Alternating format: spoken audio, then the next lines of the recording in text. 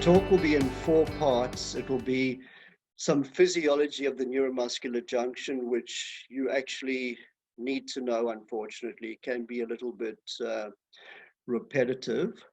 Then we'll go through the pharmacology of the different muscle relaxants. Thirdly, the way we reverse them. And lastly, and most important, the way we monitor the neuromuscular junction. So let's talk about muscle paralysis. They are the most powerful and most invasive drugs used in modern anesthesia today, obviously with the potential for catastrophic outcomes. And if you ask any patient undergoing a general anesthetic, a lot of them would put being awake or aware and paralyzed as far above not surviving the anesthetic, dying under the anesthetic.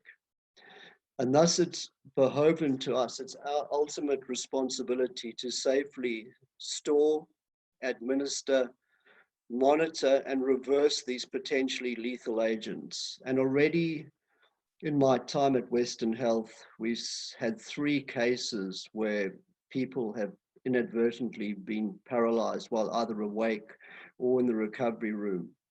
And we'll go through some of the ways we can actually try and prevent that from happening. So what is the ideal muscle relaxant? And you can see that I differ a bit from Mark Adams, who gives this lecture at the college for the Part 1 course.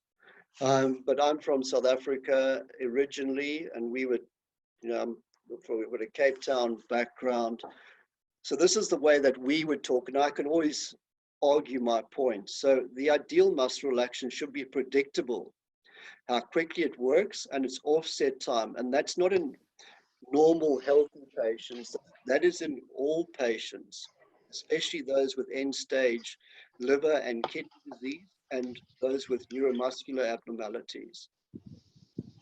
It must be safe, which means no drug by virtue of its administration should initiate a lethal process or exacerbate existing pathological processes which result in significant patient harm. There should be little or no side effects. It should now in 2020 have a specific antagonist. Okay, we'll go through the way we used to reverse these agents in the last century. Unfortunately, we're still doing it at the moment. And it's a examiner's like Pandora's box. There's so much stuff they can ask you and so much confusion with acetylcholinesterase inhibitors, etc. It should be inexpensive, and really there should be no drug interactions. At this stage, we don't quite have the ideal muscle relaxant.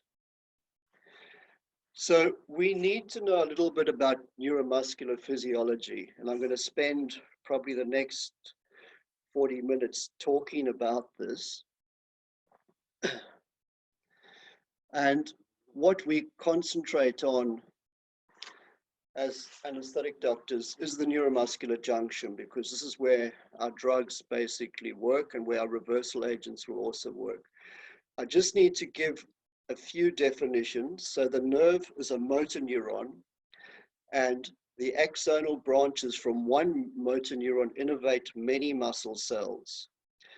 A motor unit is the nerve plus all the muscle cells which it innervates, which can be between 1 and 10,000. We then have a synaptic cleft, which is a physical gap of 20 nanometers, and the action potential cannot cross the synaptic cleft.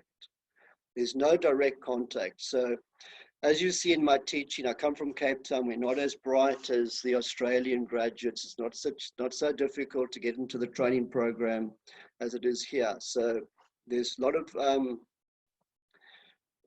protocols and concepts that I want to get across, which is how I was taught. So the transmission of the action potential from nerve to muscle has to occur by release of a neurotransmitter, which in this case is acetylcholine.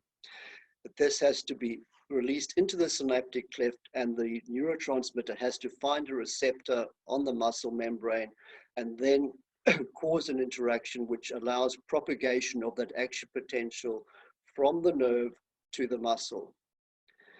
So only one neuromuscular, one nerve axon innervates one neuromuscular junction. And then when you see the books talk about the motor end plate, this is a small specialized area on the muscle membrane, which is rich in acetylcholine receptors, which we'll go into more detail just now. And the muscle surface at the motor end plate is deeply folded with multiple ridges. These are crests containing high concentration of acetylcholine receptors and secondary clefts. Now this slide becomes extremely important, and I don't want you to go to sleep, although it does happen. So basically, the action potential travels down the motor axon to the presynaptic area of the neuron where the Schwann cells stop.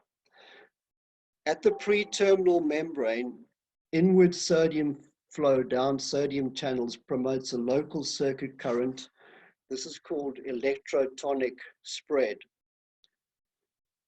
This electrotonic spread operates voltage-dependent calcium channels in the terminal area of the presynaptic membrane. All these things are important when you can see how local anesthetics, low calcium levels, magnesium, etc., can interfere with this process. This influx of calcium into the terminal end of the neuron causes the synaptic vesicles, which store acetylcholine, to empty into the synaptic cleft. The acetylcholine has to find a receptor, and this receptor has to be in the resting or repolarized state. Okay, once it binds to the receptor, this initiates a movement of ions. Sodium moves into the cell, potassium moves out of the cell, but the net result is that the resting membrane potential of the muscle cell goes up from -90 to -50 millivolts. And this is when the receptor is depolarized, and this raising of the resting membrane potential allows the electrotonic spread of the action potential along the surface of the muscle cells, okay? So these are their voltage-gated sodium channels, which are on the surface of the sarcolemma of the muscle cell, which are opened by the rise in the resting membrane potential. The action potential then is propagated down the transverse T-tubules into the interior of the cell, and this excites the sarcoplasmic reticulum to release calcium into the cytoplasm of the muscle cell. This becomes very important because calcium binds to a substance called troponin C, which is actually interfering with actin and myosin interaction. So once the calcium is bound to the troponin C, muscle contraction via actin and myosin filaments can take place. But what is very important, within a millisecond, the calcium now gets pumped back into the sarcoplasmic reticulum. The calcium, the troponin C now starts interfering with actin and myosin contraction or movement, and therefore the muscle starts relaxing. And if you want to maintain muscle contraction, you've got to go back to the nerve and start another action potential, which has to come down this pathway, release acetylcholine into the synaptic cleft. And what now is very important is that the acetylcholine has to find a receptor that is not in the depolarized state. And what we find is that as soon as the agonist, which is usually acetylcholine, is removed by the enzyme, which is acetylcholinesterase, which lives in the synaptic cleft, the sodium-potassium pump works very efficiently. It returns the resting membrane potential back to -90 millivolts, and therefore the receptor is now no longer in the depolarized state. It is back into the resting or the repolarized state. Now, although this is quite boring physiology, it is fundamental to our understanding of how muscle relaxants like succinylcholine and how overdoses of acetylcholinesterase inhibitor drugs like neostigmine or organophosphate poisoning or even sarin gas, which is used in biological warfare, how they cause muscle paralysis. So very, very important. You get initial muscle contraction, but calcium gets pumped back into the sarcoplasmic reticulum. The muscle starts to relax. If you want to maintain that, go back to the starting point, and you have to find a receptor that's in the resting or repolarized state. Now, I've said this in 21 stages, so you can read that through. It's in your notes, and I don't think you'll ever get a short answer question on it, but it's a principle that you have to understand. Otherwise, you cannot understand this topic, and you'll never be able to, although you may pass an exam, I see people pass the exam without understanding a topic completely, you'll never be able to teach it. And my object is to give you the information so you learn it well enough so you can teach the people who come in, you know, behind you. Now, very important, just to make this point absolutely clearly, there are lots of poisons or drugs which can interfere with this process. So with the opening of the sodium channels at the pre-terminal membrane, you can get local anesthetics causing problems and toxins from fish. With release of the vesicular of the acetylcholine, which are in vesicles, this relies on calcium. So lack of calcium or magnesium, which is a calcium antagonist, will antagonize this process. Also, botulinus toxin interferes with this process. Procaine, one of the ester local anesthetics, interferes with this process. Then once the acetylcholine is released into the synaptic cleft, obviously we can get our muscle relaxants. They can be depolarizing or non-depolarizing. The non-depolarizing just simply are physical barriers to not allow acetylcholine to bind to the receptor. But what is completely different is succinylcholine, which actually binds to the receptor, actually depolarizes the receptor. But because the enzyme can't break it down, it leaves all the receptors in the depolarized state, and that is why once there's initial muscle contraction and when you start getting muscle relaxation and another action potential comes along, there's no receptor for the acetylcholine to actually bind to, because it needs to find a receptor in the resting state. Now, all these things I'm going to go through over and over again so that you understand it completely. And of course, drugs that inhibit acetylcholinesterase, which inhibit the breakdown of acetylcholine, these can be potentially lethal, like organophosphates or sarin gas, which causes a complete depolarizing block because it inhibits every single molecule of acetylcholinesterase, leaving every acetylcholine receptor in the depolarized state. And after initial contraction, you will, just like with SUX, you will then get flaccid paralysis.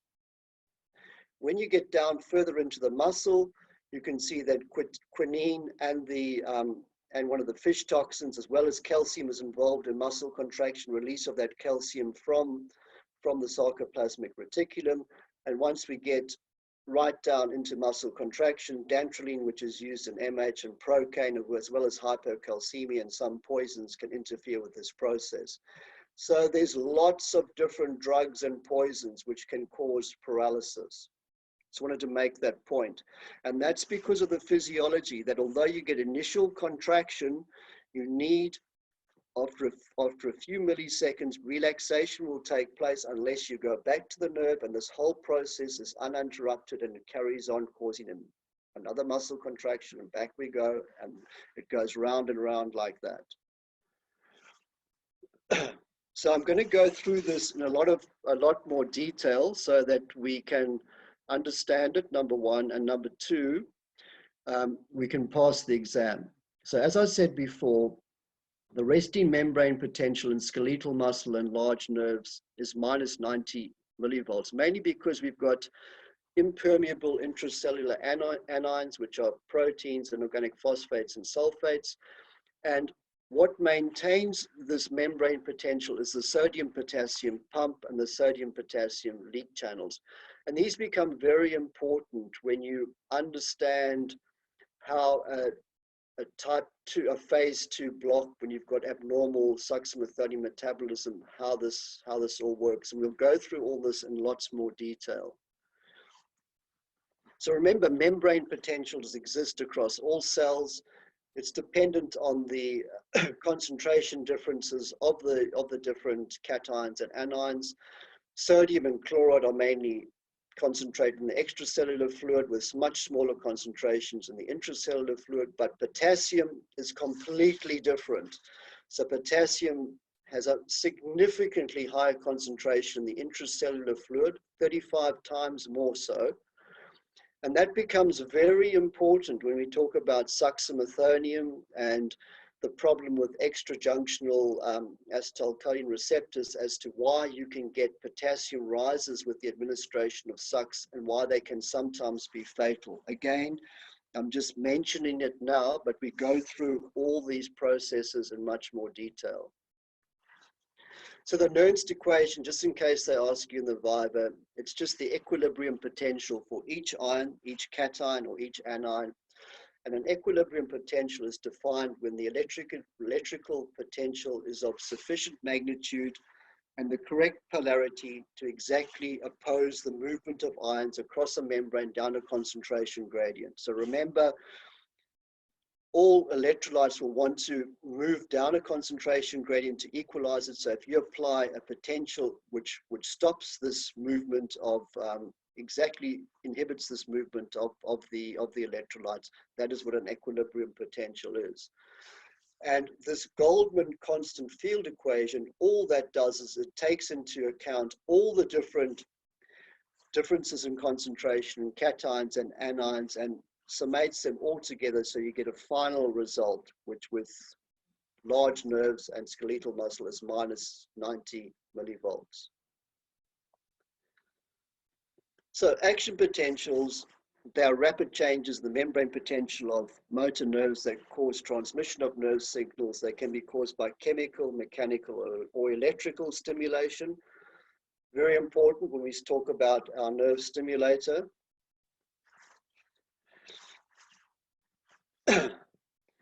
And again, just to reiterate this point, that the action potential travels down the motor axon only to the presynaptic area of the neuron. It stops at the pre-terminal membrane. It's this inward sodium flow down sodium channels which promotes a local circuit current called electrotonic spread.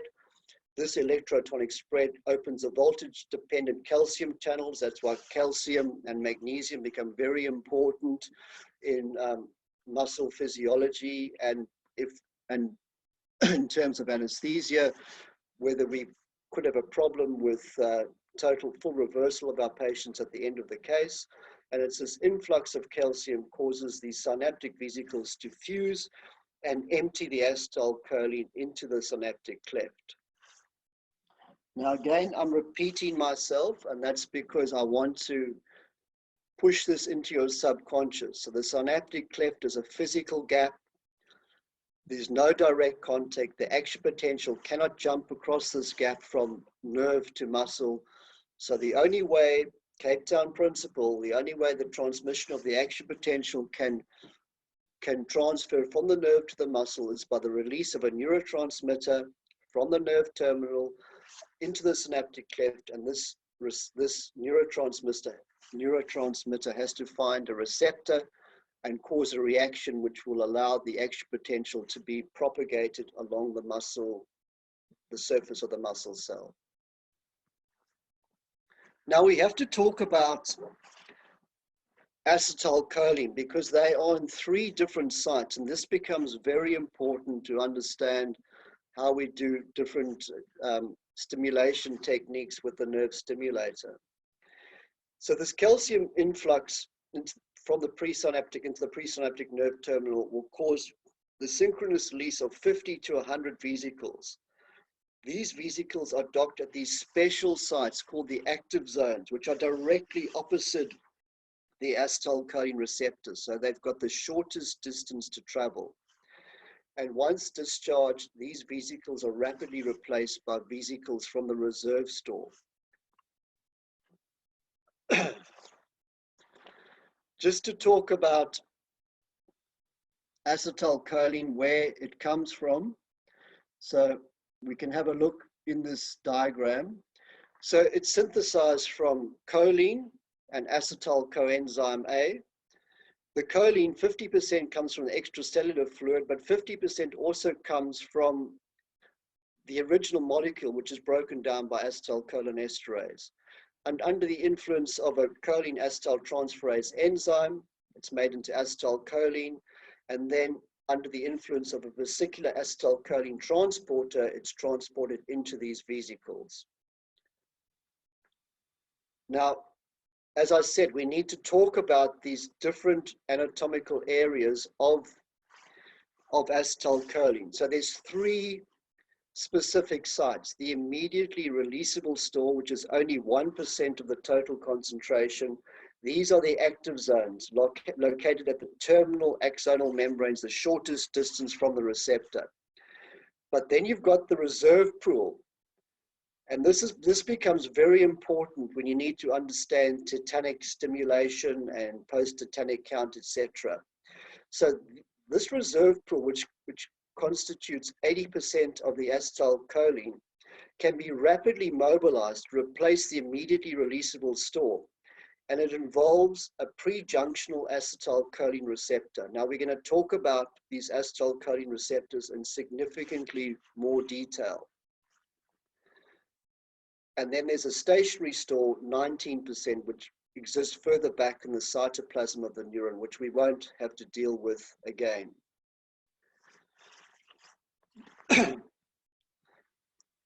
Now, the acetylcholine will bind to the receptor on the external surface of the muscle membrane. This opens, it's a ligand-gated ion channel, so it opens sodium-potassium ion channels. This causes movement of these ions and a change in the resting membrane potential from minus 90 millivolts to minus 50. And this causes depolarization of the end plate region, and this will allow onward electrotonic spread of the action potential at the post-junctional membrane of the muscle surface, the surface of the muscle cell. And again, just to show you that there are lots of different drugs which will interfere with this process. We're going to go through them in lots more detail. A lot of them we don't use anymore, but Botox is still being used in other areas. And then we've got our non-depolarizing muscle relaxants and our succinylcholine, which actually work on the receptor, but by totally different mechanisms. We'll go through that in detail. And then there's the issue with inhibiting the enzyme, which breaks down the neurotransmitter, the acetylcholine. And if you use drugs in very high concentration, or poisons, which are in the same group of drugs, sarin gas and organophosphates, they are irreversible acetylcholinesterase inhibitors, you will cause, after initial muscle contraction, you will then cause muscle paralysis, because the next action potential won't be able to find a receptor which is in the resting state. Now, like with acetylcholine, we need to speak about these receptors. So as I said before, they're ligand-gated ion channels. They exist in pairs. They're cylindrical receptors with a central pit. They protrude both into the muscle cell and into the synaptic cleft. They are nicotinic in skeletal muscle, and they consist of 5 subunits: 2 alpha, 1 beta, 1 delta, and 1 epsilon. These are the normal acetylcholine receptors. In the fetus, and when you've got complete muscle immobility, you get abnormal acetylcholine receptors being produced, which where the epsilon subunit is replaced by a gamma subunit. Now we need to talk about this two-gate theory.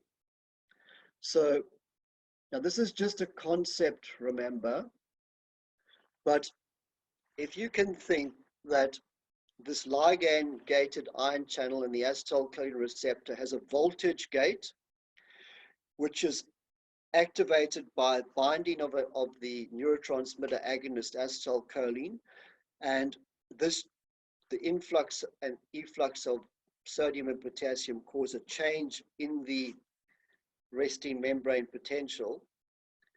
And then you've got a time gate, which is linked to the voltage gate. So when the voltage gate opens, the time gate will close a few seconds later. So in the resting state, you've got no neurotransmitter bound to this receptor. You've got the voltage gate closed and the time gate opened. When acetylcholine comes along and binds to the two receptors, this will bind to the receptor, to the two alpha subunits. This causes the voltage gate to open and sodium will flow into the cell, and that will change the resting membrane potential to from minus 90 to minus 50 millivolts. This has gone from the resting state to the active state, okay? But a short time later, because you must remember also that as sodium is flowing in, potassium is flowing out down a massive concentration gradient. This time gate needs to change, otherwise you'll get a massive rise in your plasma potassium concentration. And this receptor now, with the voltage gate open but the time gate closed, is in the inactive or depolarized state. So the point that I've tried to make before, the only way that this receptor can return to the resting state is by the influence of the sodium potassium pump re-establishing the initial concentration differences, and the sodium potassium pump works most efficiently when the agonist has been removed from the receptor. So again, please, okay, Cape Town principles.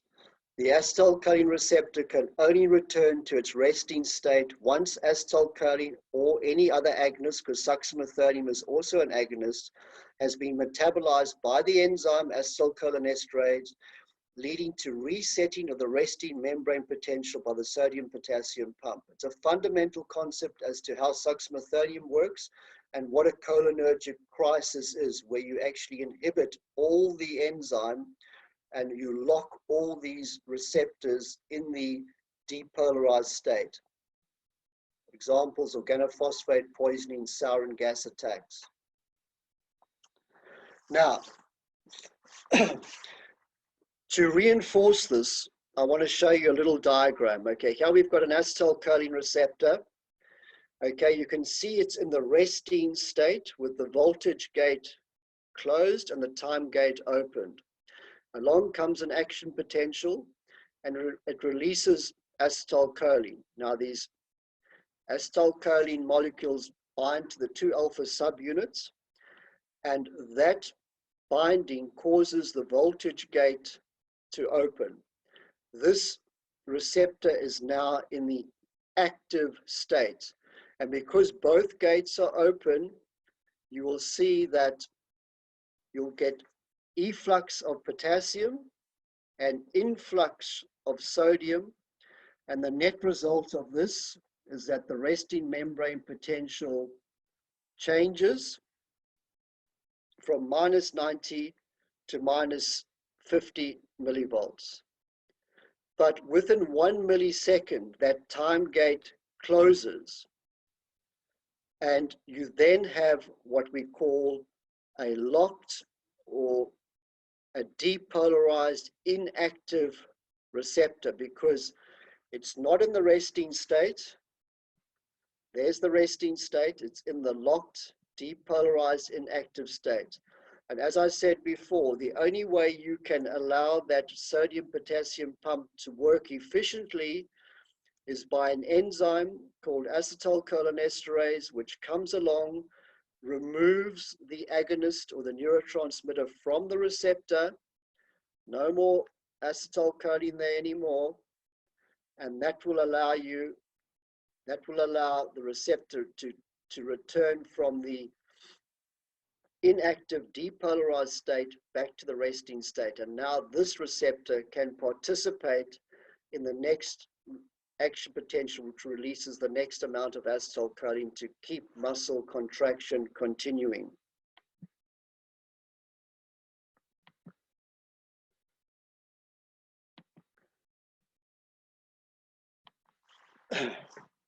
So these are just slides which I've given you the information which I've just spoken about. So when you read it at home tonight, it can reinforce into your subconscious.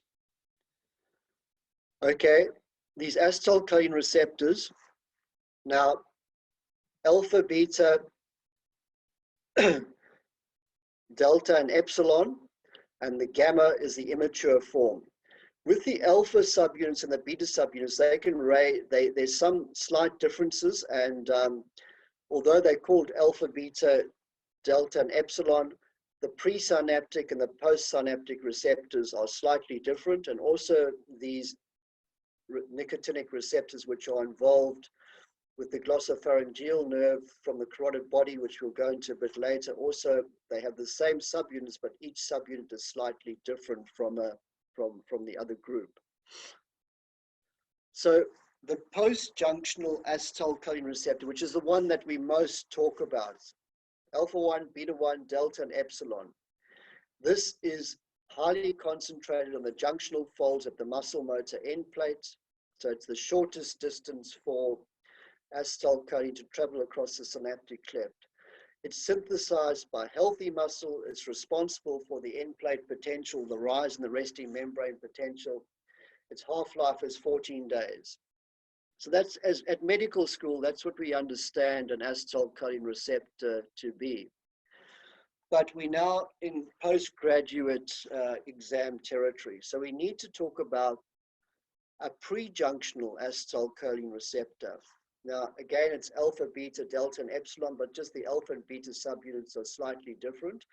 And where does this receptor occur? It occurs at the pre-terminal nerve ending. And it's stimulated during high-frequency nerve stimulation, like high-intensity exercise, but also by electrical stimulation, like tetanic stimulation. And this works via a positive feedback mechanism. So it's stimulated by acetylcholine, which mobilizes the reserve acetylcholine into the readily releasable store. Remember, there's the active zones, which is 1% of the acetylcholine, and then you've got the reserve store of 80%. And it's this receptor which moves these reserve acetylcholine molecules up to the front line under certain conditions, high intensity exercise or tetanic stimulation. Importantly, for the MCQ, it is thought by the experts that the depolarizing muscle relaxants, which is the only one that we use today is succinylcholine, its stimulation of this prejunctional receptor, which is thought to be responsible for muscle fasciculations that we see with the administration of SUX. And in terms of the non-depolarizing muscle relaxants, they think that it's this interference with this positive feedback mechanism which is responsible for fade when we monitor the neuromuscular blockade by non-depolarizing drugs. And of course, we'll go into that in much more detail when we talk about monitoring of the neuromuscular junction. The other important thing, it can be stimulated during intense non-depolarizing block. And we use this technique called the post-tetanic count to determine how deeply relaxed our patient is during non-depolarizing muscle administration. And again, we're going to go into this in a lot more detail near the end of the talk. But much more important from a safety point of view is to know about these extrajunctional acetylcholine receptors. Now, this is where the epsilon subunit is replaced by gamma subunit. And these are not found ever in normal healthy muscle, but they disappear. So they are produced when complete muscle inactivity occurs and within 24 hours of the insult. And as we'll see, you don't have to have a neurological insult like a quadriplegia or acute paraplegia for these receptors to be produced. It can just be complete muscle inactivity from a traumatic brain injury or lying in ICU for a long time or being demented and not moving. So they've got a fetal structure, the receptor. The half-life is 24 hours. And if you start moving again, they are not found ever in normal healthy muscle. Why are these receptors important to us? The reason is because the time gate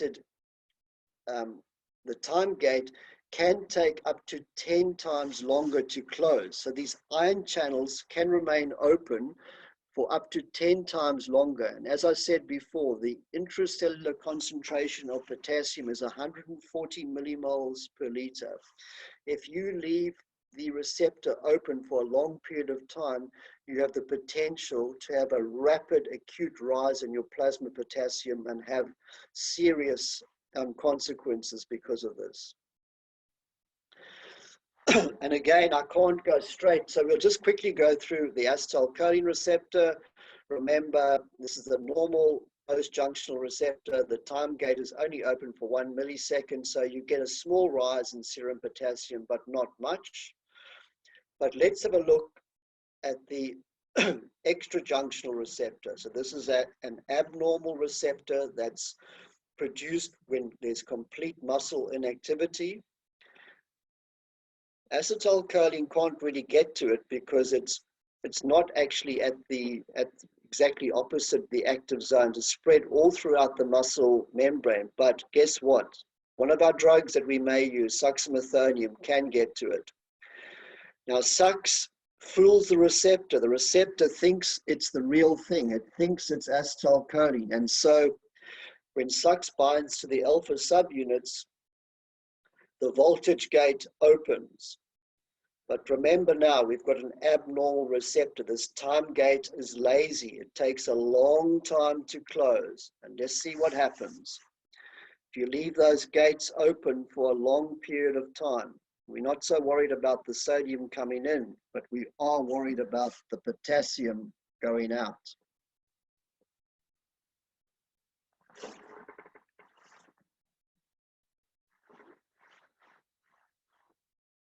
I'm sorry, I just keep this going, but it's to imprint in your mind so you never have to appear in a coroner's court. So just look at that. Look how much potassium is in the extracellular fluid now. You can get asystolic cardiac arrest if you administer a single dose of succinylcholine, an intubating dose, to a patient who has these extrajunctional receptors. And the problem is, as we'll see just now with Sux, is that acetylcholinesterase can't break it down. You need to rely on another enzyme called plasmacholinesterase breaking down the Sux in the plasma, and then the drug moves from the neuromuscular junction into the plasma, where it's broken down again by the enzyme that lives there, plasmacholinesterase, not as plasmacholinesterase or just cholinesterase. Colin, it's Imogen here. Can you hear me okay? Yeah, absolutely, yeah. I just wanted to ask, when would you worry about these extrajunctional receptors? Because obviously you can't clinically sort of test for them. You have to go on when you think they're going to be present and a factor. And then how would you get around that? Would you just not use a depolarizing muscle blocker? Yeah, I think that's the answer. I'll show you a slide just now, but you're absolutely right. We can't measure them. And the more inactive the person is, the more likely you are to have a problem with Sux. So if they're in the early stages of MS or motor neuron disease, but they're up and about and walking around, you won't have a problem. But once the disease becomes more progressive and they're bed-bound and they pushed around in a wheelchair, etc., just beware, okay? Because you might not have a problem. As I said, these receptors, the time gate can stay open for up to 10 times longer. I've got a slide just now. A lot of registrars companies, oh, I used SUX and there was no problem. The trouble is, if there is a problem, all the books list this issue and you would not be able to defend yourself in a court of law. So just to make this point about the onward spread of the impulse at the motor end plate, I've gone through it already. Remember that the rising resting membrane potential causes electrotonic spread at the post-junctional membrane of the muscle cell.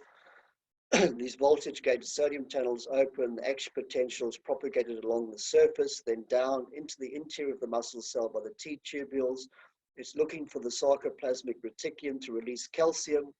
The calcium ions bind to troponin C, thereby uncovering the active sites on the actin molecule. Actin and myosin interact and muscle contraction takes place. But please remember, again, a Cape Town point, the calcium pump soon returns the calcium ions to the sarcoplasmic reticulum. ATP depletion from the mitochondria occurs. And so within about 0.3 seconds, the calcium pump pumps, there's no longer calcium in the cytoplasm of the muscle cell, so the troponin C starts interfering with actin and myosin movement. The ATP concentration falls very quickly, and you need to remake that by producing more in the mitochondria.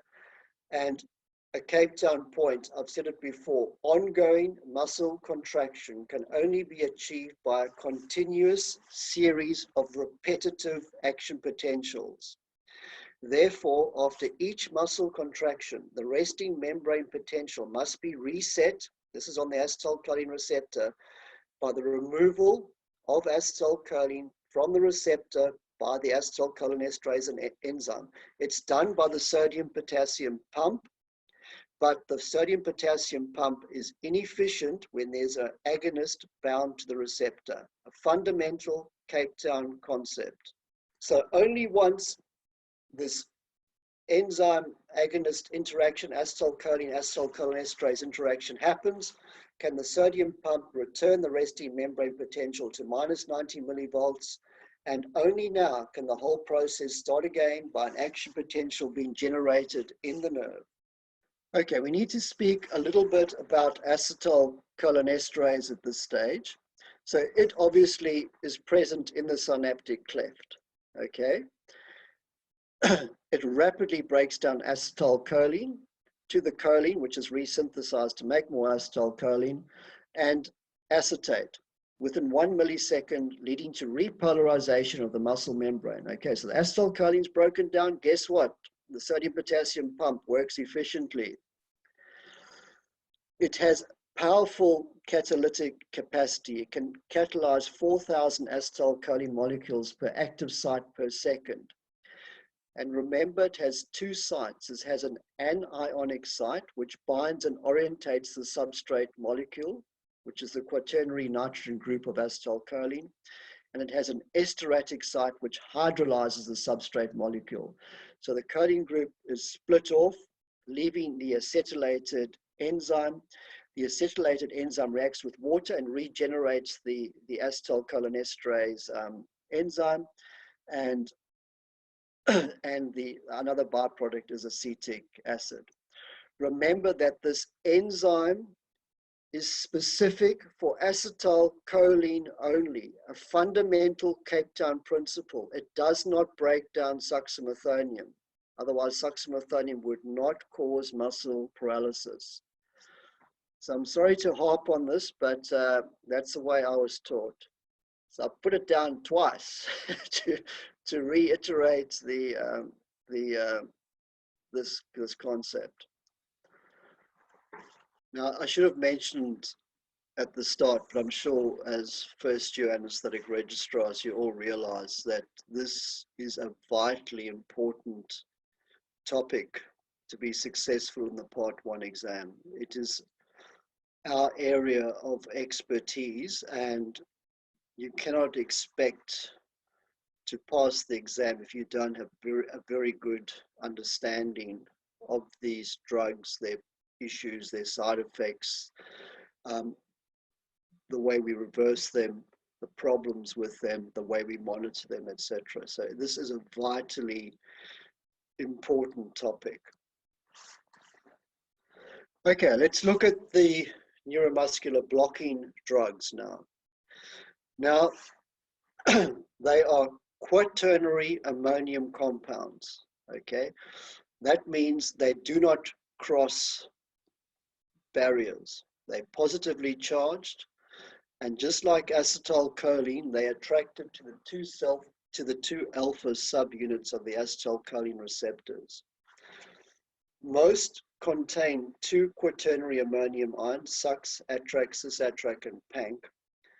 And these biquaternary amines tend to be more potent, but we do have some monoquaternary amines, ROC and VEC. Just remember, in acidotic or acidemic conditions, the tertiary amine will become protonated, which will increase the potency of these two drugs, ROC and VEC.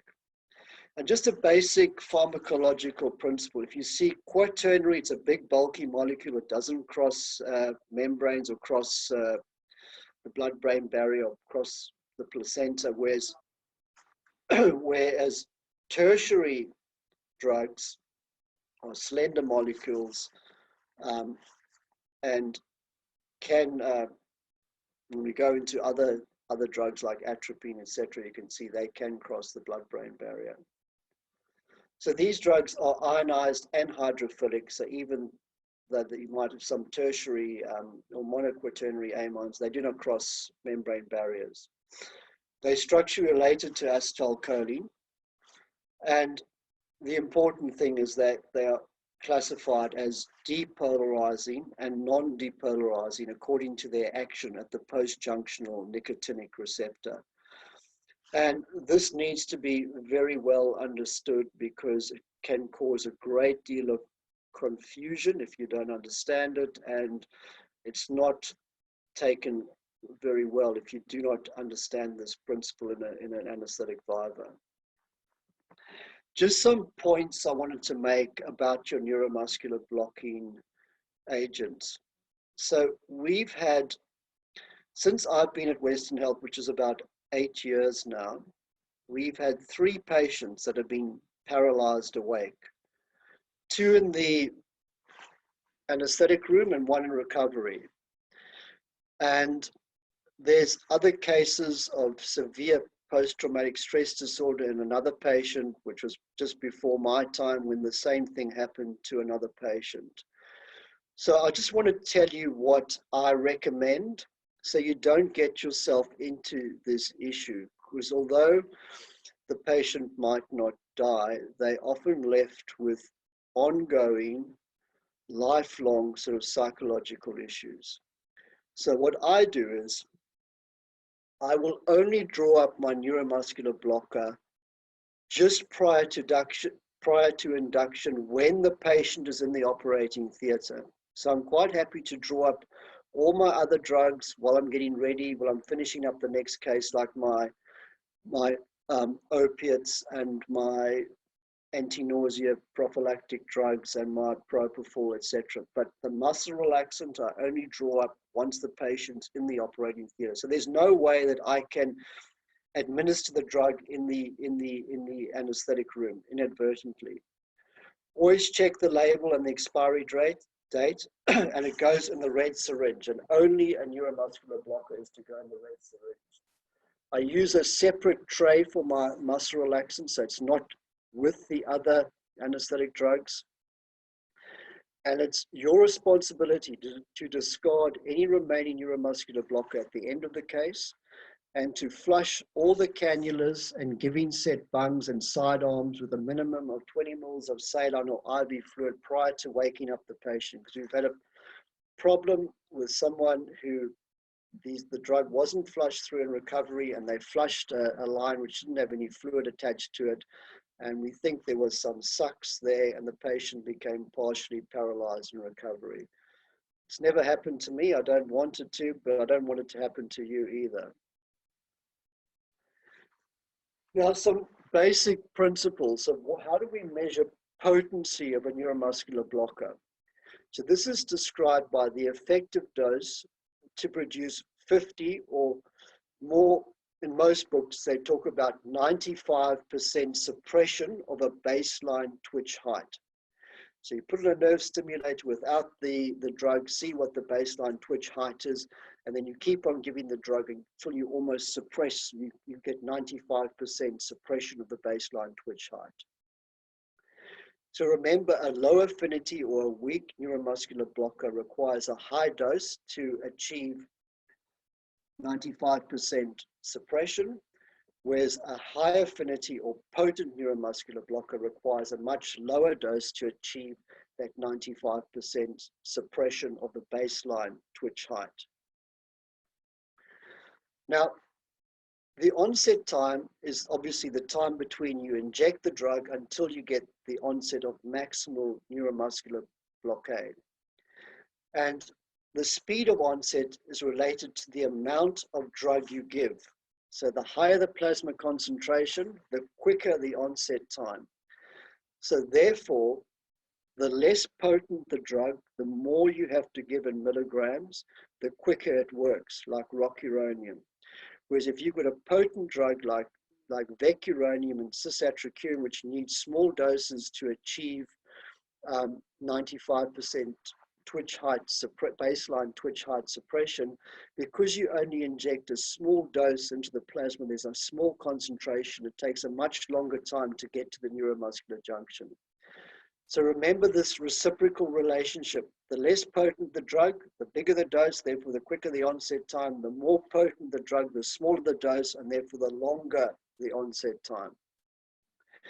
Obviously, it relates to your cardiac output. High cardiac output states will delay the onset of the time, your volume of distribution, regional blood flow, where you inject the drug, and how quickly you inject the drug. Like if you inject the drug high up in your port of your giving set, it's going to take longer to work. Now, the intubating dose is determined usually by 2 to 3 times the ED95, which is the 95% suppression of the baseline twitch height. So if we give 2 to 3 times that, we know we're going to fully paralyze the patient.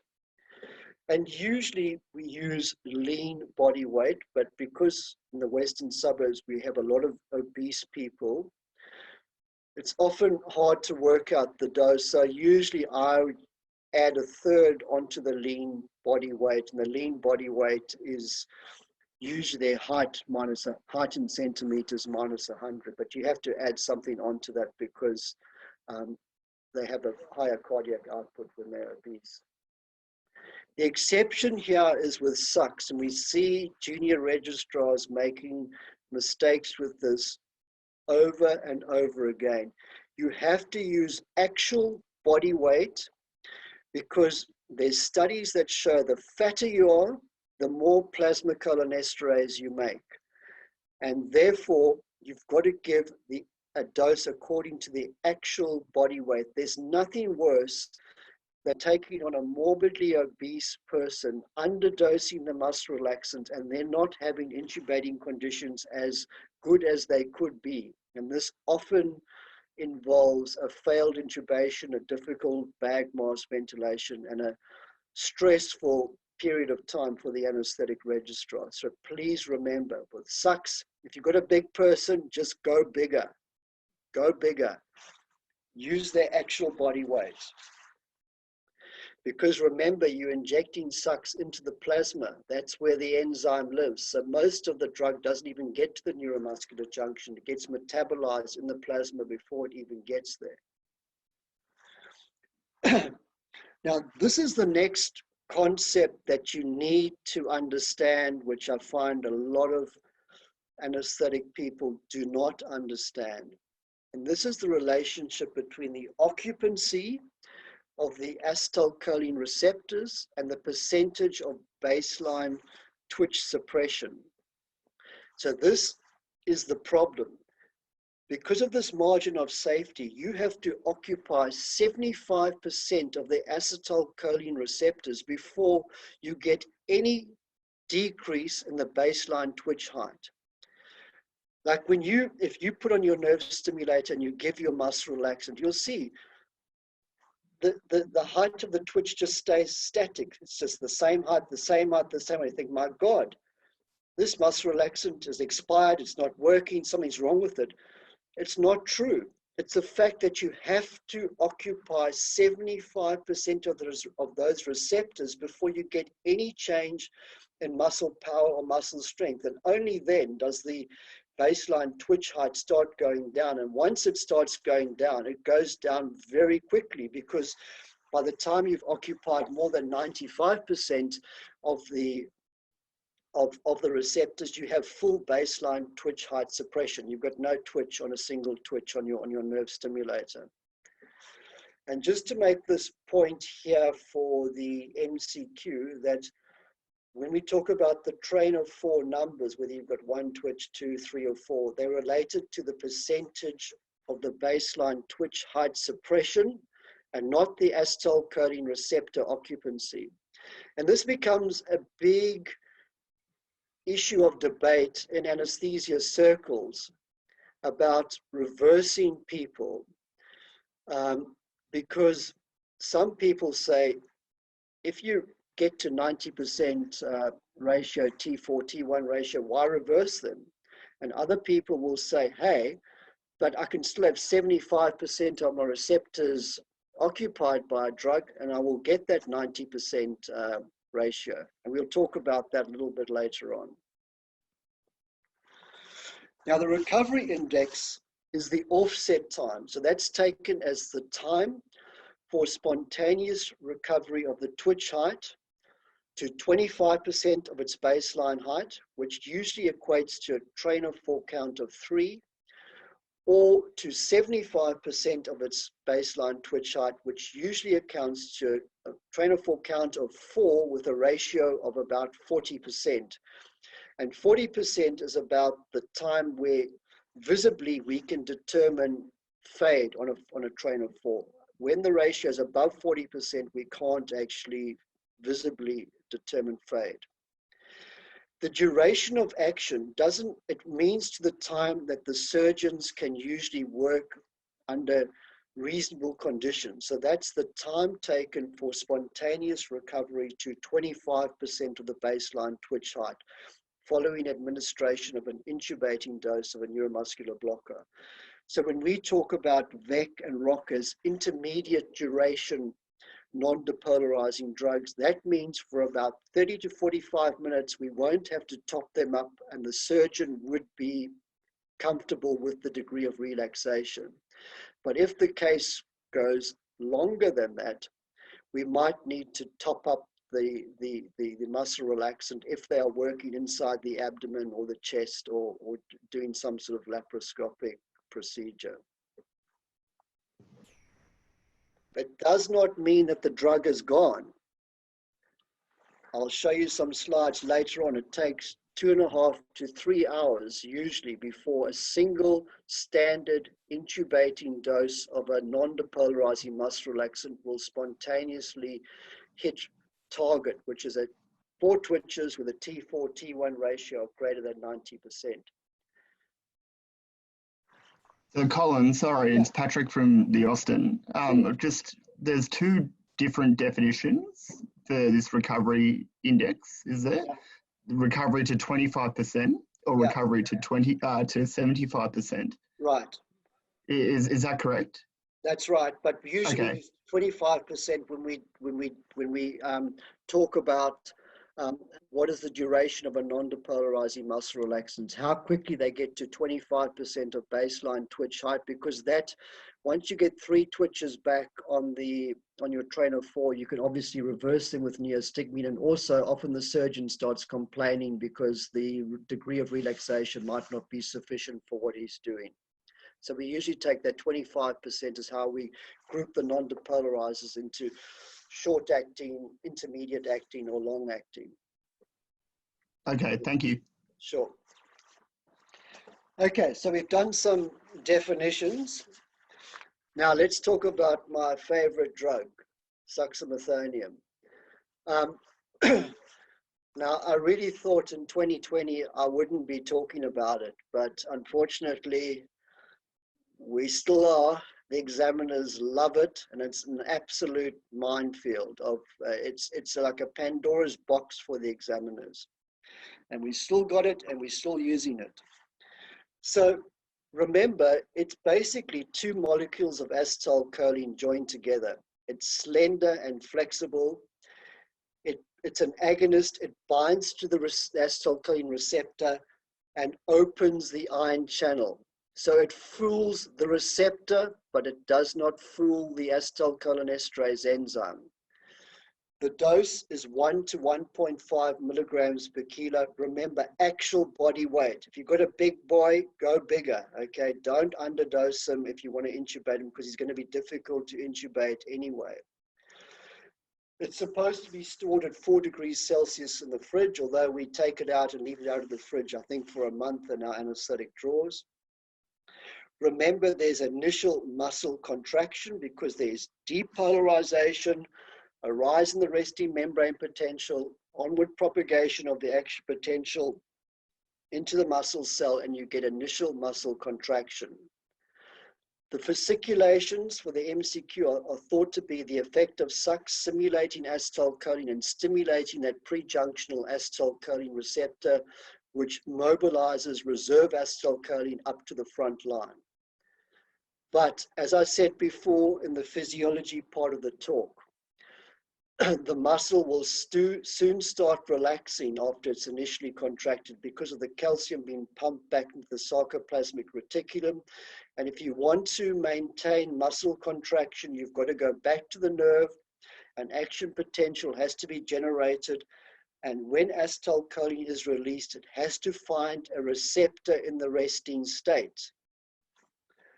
But with sucks, the acetylcholinesterase enzyme cannot metabolize the sucks. It fools the receptor, it does not fool the enzyme.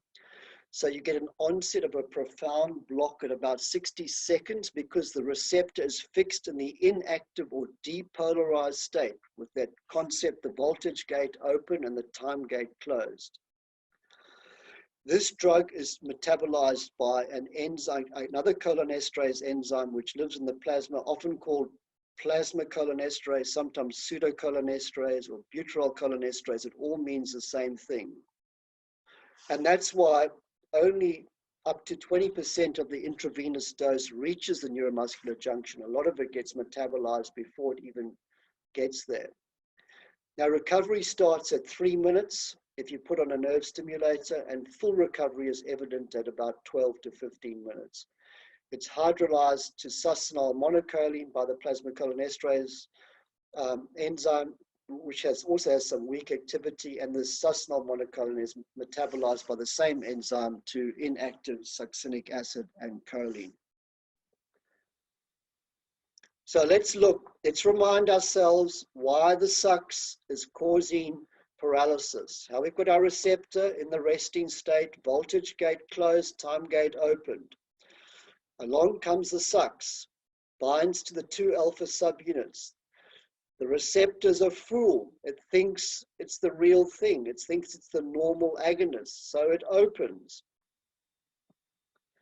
And now you've got an active receptor with both the voltage and the time gate open.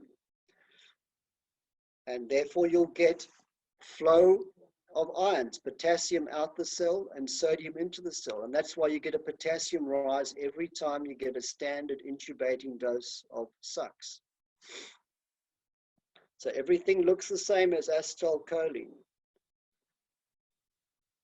But the problem becomes now that once the time gate closes, you get a locked or a depolarized receptor. And what normally happens is, okay, the sodium potassium pump wants to work. It wants to reestablish the normal concentration of potassium inside the cell and sodium outside the cell. What does it need to work efficiently? It needs the enzyme to break down the succinylcholine, and as you can see, the acetylcholinesterase comes along, but it cannot break down the succinylcholine. So you're left with all your receptors in this depolarized or inactive, the depolarized state, inactive state. And therefore, after initial muscle contraction, you get full muscle paralysis. Now, Sux is an old drug. It's got lots of side effects. We'll go through them briefly because you might have an old examiner. So muscle pains is probably the least of its problems, but it affects young people with large muscle, with a large muscle mass. Counterintuitively, the book seems to say females worse than males.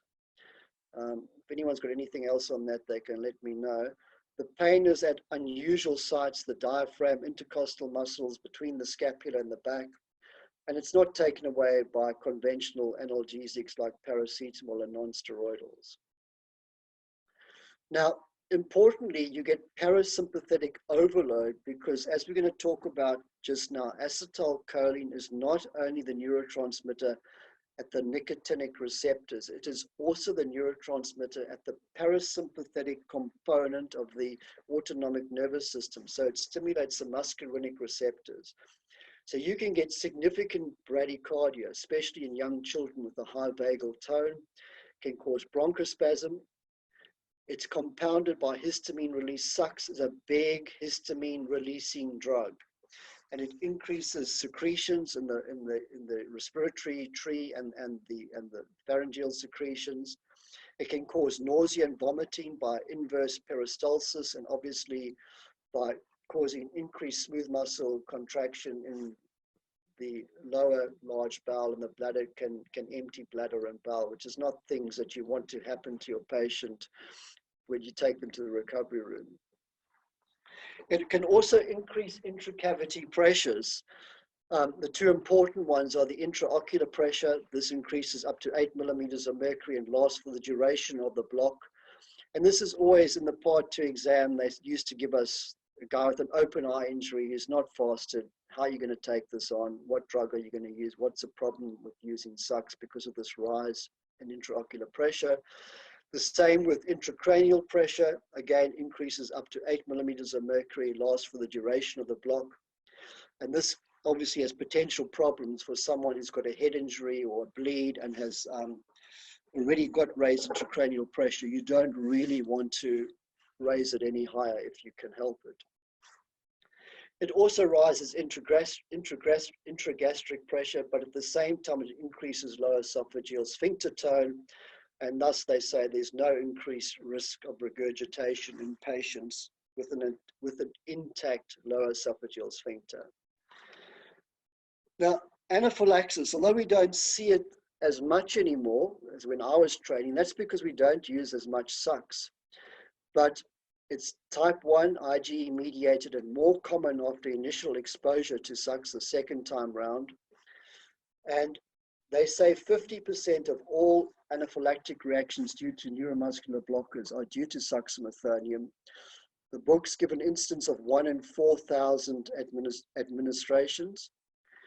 And remember, it releases histamine in 100% of patients in a significant amount. You don't have to be atopic.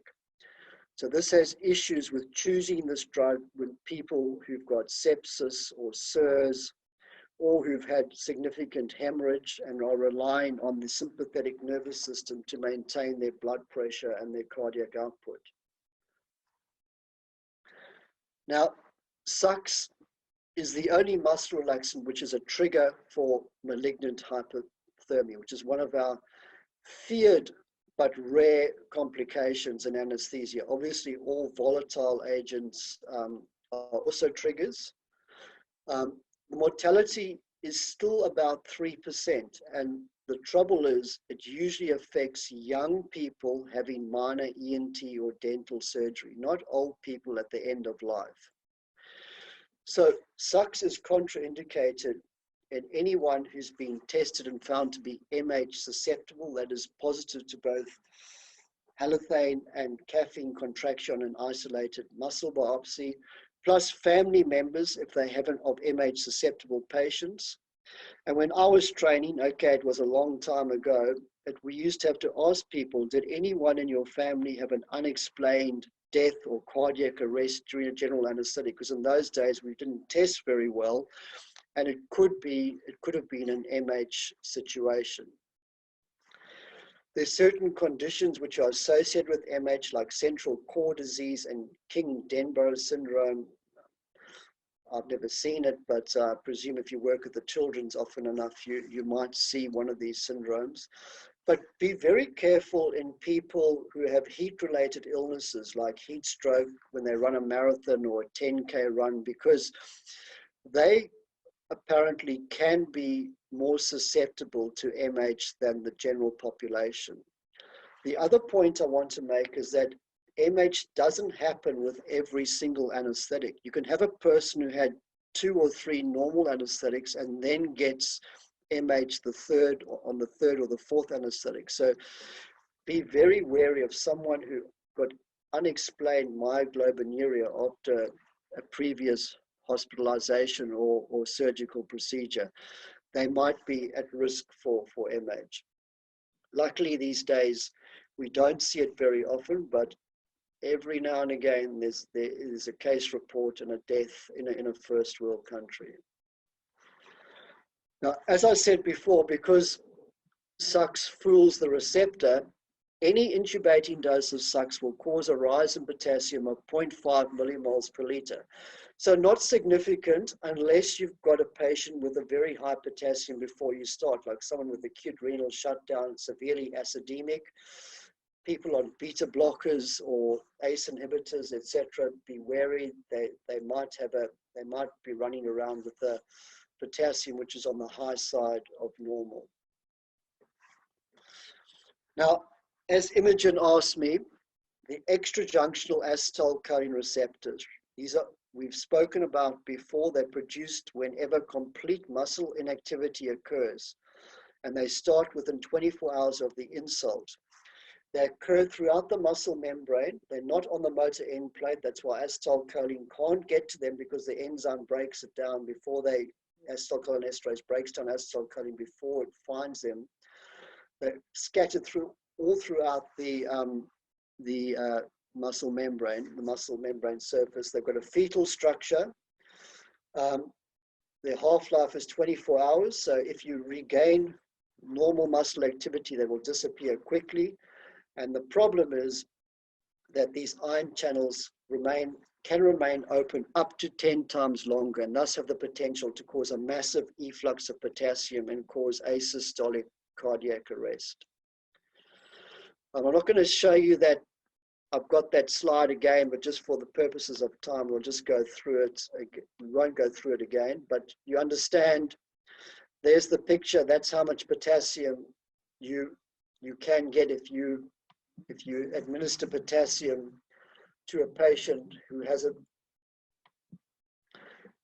may have produced a lot of these extrajunctional receptors. So some consultants who still love using SUX, I say just have some calcium nearby in case you get a fatal hypokalemic cardiac arrest, because that's going to be your first drug that you're going to need to give to try and counteract the electrophysiological effects of the SUX, or the high potassium. And as I was saying to Imogen, these are the conditions. The case reports have been listed over and over again in different anesthetic journals. So anyone with a denervation injury, quadriplegia, paraplegia, motor neuron disease, MS, Guillain-Barré, myotonias, muscular dystrophies, with these last 4 or 5, they have to be progressive, and people have to be incapacitated and bedbound. Like obviously, if they've got the early stages of motor neuron disease and walking around, they're not going to have extrajunctional receptors. You can get these receptors being developed after muscle membrane damage like burns, rhabdo, crush injury, or blunt assault. But most importantly, which we didn't realize for a long time, that anyone who's got prolonged immobilization, even if they haven't got any denervation or neuromuscular disease or muscle membrane damage, like a traumatic brain injury person lying still in a coma for weeks and weeks, nursing home patients that don't get out of bed, demented patients, long-term ICU patients, and even people with severe peripheral vascular disease who claudicate at rest and just won't move, they have the potential to develop these receptors. And as I said to Imogen, unfortunately, we get judged as pilots. And although people might have used SUCs in a lot of these conditions and never had a problem, if you do get a problem and you get a bad outcome, you won't be able to defend yourself. You'll be remembered, your whole career will be defined by this one bad outcome. So let's just look at our ideal muscle relaxant. It should be predictable with onset and offset times. It should be safe, minimal side effects, have a specific antagonist, shouldn't be expensive, and have no drug interactions. So if you think about SUCs, it's probably not the safest agent going around. And if it was presented today to the TGA or the FDA, you would think that it might not get onto the into clinical work.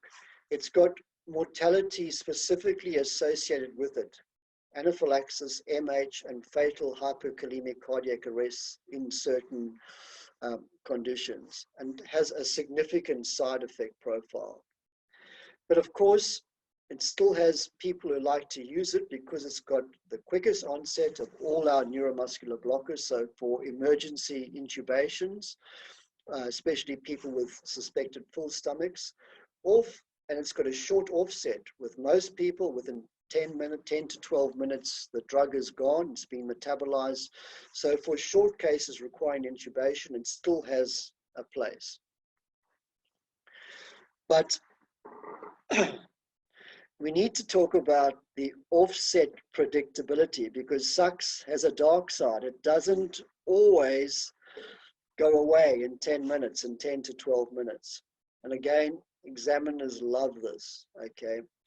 So there are 5 situations where you might get significant prolonged duration of the neuromuscular blocking or muscular blocking effects of succinylcholine. We'll go through them one by one.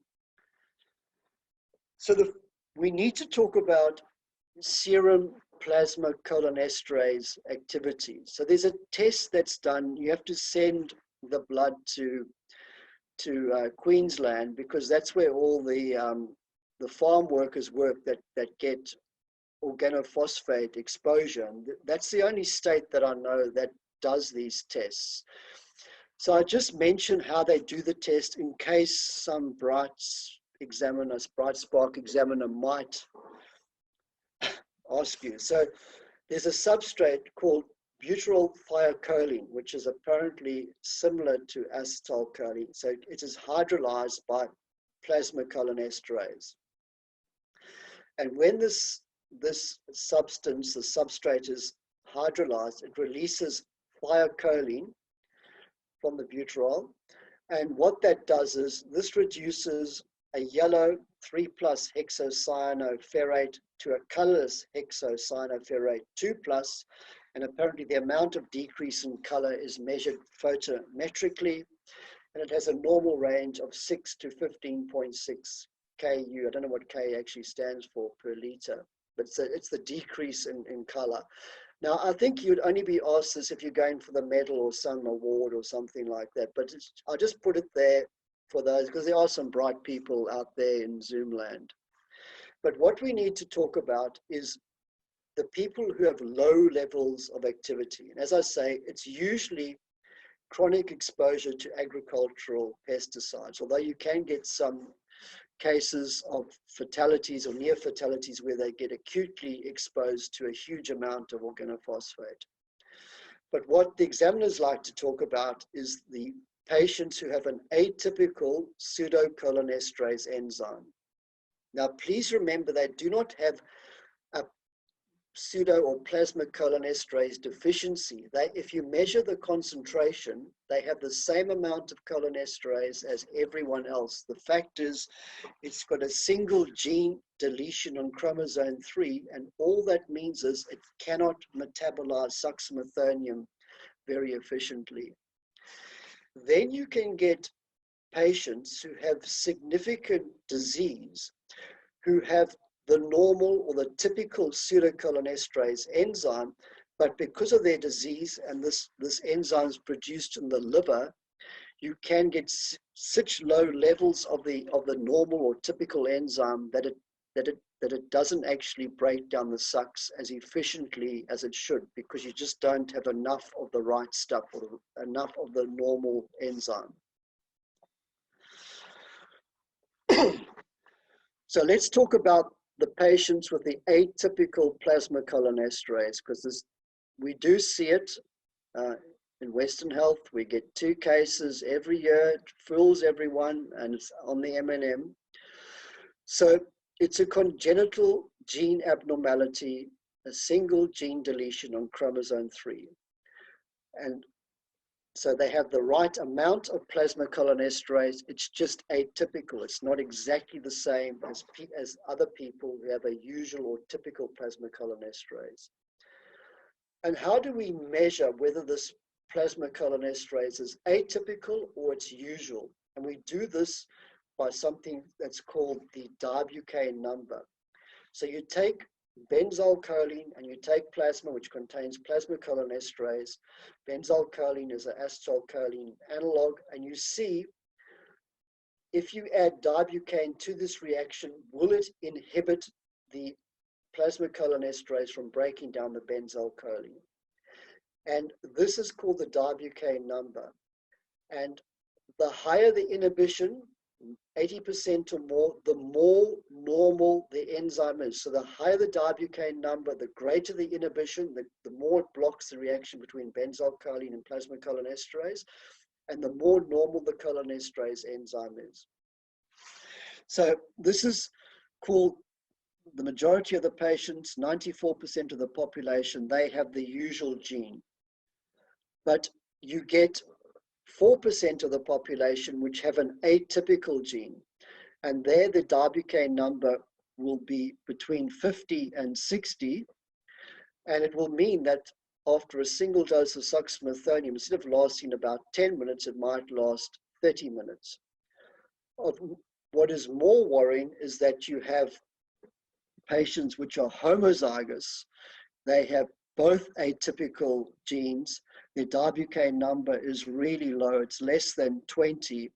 And a single dose of succinylcholine can produce ongoing muscle relaxation for up to 2 hours. Now, let's just go to this next slide. So that is showing you the usual patient, 94% of the population, the dibucane number is 80, 94% lasts for about 10 minutes. The heterozygous form, where they've got one usual gene, one atypical gene, the dibucane number is about 50. It's 4% of the population, lasts for about 30 minutes. And then you've got the homozygous, which is both atypical genes. The dibucane number is very low, about 20, and this is a much rarer situation, but if you administer sucks to these patients, you can be paralyzed for up to 2 hours. Now, there are also some other genetic abnormalities which are not that common. There's a fluoride resistant gene with a fluoride number, but I've spoken to the people in Queensland, they don't do this fluoride test anymore. There's also a silent gene where it's much rarer, and again, with the fluoride resistant, if they're homozygous, they can be paralyzed for 4 hours. With the silent gene and they're homozygous, they can be paralyzed up to 6 to 8 hours. And they've also found some other rarer genetic abnormalities, H, J, and K gene. I don't think you need to know about them. The other thing of interest in Queensland, they have clusters of compound heterozygotes, where a person like a UA got one atypical gene, marries someone with a US, one usual gene and one silent gene, and then they get the silent gene and the atypical gene together, and they also, if you give these people succinylcholine, these people can be paralyzed for up to 6 hours. And in Queensland, they do have a problem because there's a cluster of them that seem to have married each other and now are called compound heterozygotes. So they're two bad genes, they're just different.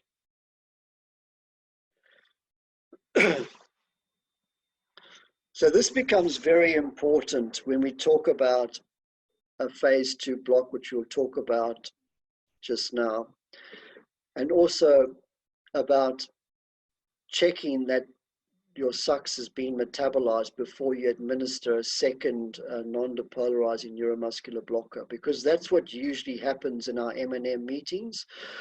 It potentiates the problem, it creates chaos when you try and reverse the patient with neostigmine, and you turn a 2-hour problem into a 6-hour problem, and it's not the way we should be managing these patients. If we actually monitored our patients with a nerve stimulator after giving a dose of succinylcholine, you would soon see if the patient is still fully paralyzed after 10 to 15 minutes, you might well be dealing with a atypical acetylcholinesterase enzyme, and you must not give that patient any further muscle relaxation, and you must not give that patient neostigmine, because as we'll soon see, neostigmine inhibits the plasmacholinesterase enzyme. Now, with acquired diseases, so these are people who have a normal enzyme, so they're UU, but the disease has reduced the amount, so the concentration of the enzyme is very, very low. We don't measure the concentration of these enzymes anymore. It's not efficient, so we only measure plasmacholinesterase activity, and again, their plasmacholinesterase activity will be very low. These are people that you can't rely on to say, oh, I looked at this guy 5 years ago, he got SUX, and 20 minutes later he was extubated, no problem. Because these people usually have, in first world countries, it's end-stage chronic liver disease, Child-Pugh C category. So whereas 5 years ago, their liver disease wasn't that bad, they could make enough of the normal enzyme to metabolize the SUX in a timely fashion. As the disease gets significantly worse, they get to a stage where their liver, the synthetic function of the liver is absolutely gone, and they can't produce any of the enzyme, and you can be left in the same position with this prolonged paralysis after a single intubating dose of SUX. Now, these other conditions which are listed here are not that relevant in the first world setting, certainly not malnutrition, burns and pregnancy, just prolong it for a short time, maybe 5 or 10 minutes, doesn't usually have any clinical implications. The one malignancy that can do it is when people become very cachexic, like with esophageal and gastric cancers. They just waste away, and they can't, because they become so malnourished because they can't eat anything. Again, they could also end up with the inability to produce sufficient amounts of the usual or the typical plasmacholinesterase enzyme. But the big one that I want you to remember is end-stage chronic liver disease. Where does this happen with M&M? You get someone who comes out with bleeding varices in the middle of the night. You need to intubate them because you want to protect the airway. You don't want blood going down the respiratory tract. Give them a dose of SUX. They band 2 varices. 20 minutes later, they've finished, and you're stuck. The patient is just completely paralyzed, and you could be sitting there for 2, 3, 4 hours, and it's not pleasant in the middle of the night. Now, again, I must make this point. You can't just send off a cholinesterase activity. To do this, you've got to send the blood to Queensland. It takes weeks before you get a result. So you just have to like with the extrajunctional receptors, if you suspect that their liver disease is so bad, their synthetic function is so bad, and you have to intubate the patient, maybe you use another relaxant rather than SUX. Now, something we don't think about that much is therapeutic interventions. So people have plasmapheresis for differing neurological conditions, and also people who've had cardiopulmonary bypass, both deplete the plasma of all plasmacolinesterase and non-specific esterases for about 24 to 48 hours after the event. So be careful about using succinylcholine in this situation if someone has had one of these two procedures recently. Uncommon, but it's in the books. Remember that there are therapeutic use of anti-acetylcholinesterase.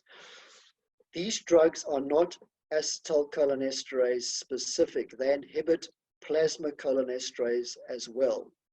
So this is when you reverse non-depolarizing muscle relaxants with neostigmine. If you have a problem and you get laryngospasm, lose the airway after extubating the patient, after reversing them with neostigmine, you might have to reparalyze them with SUX.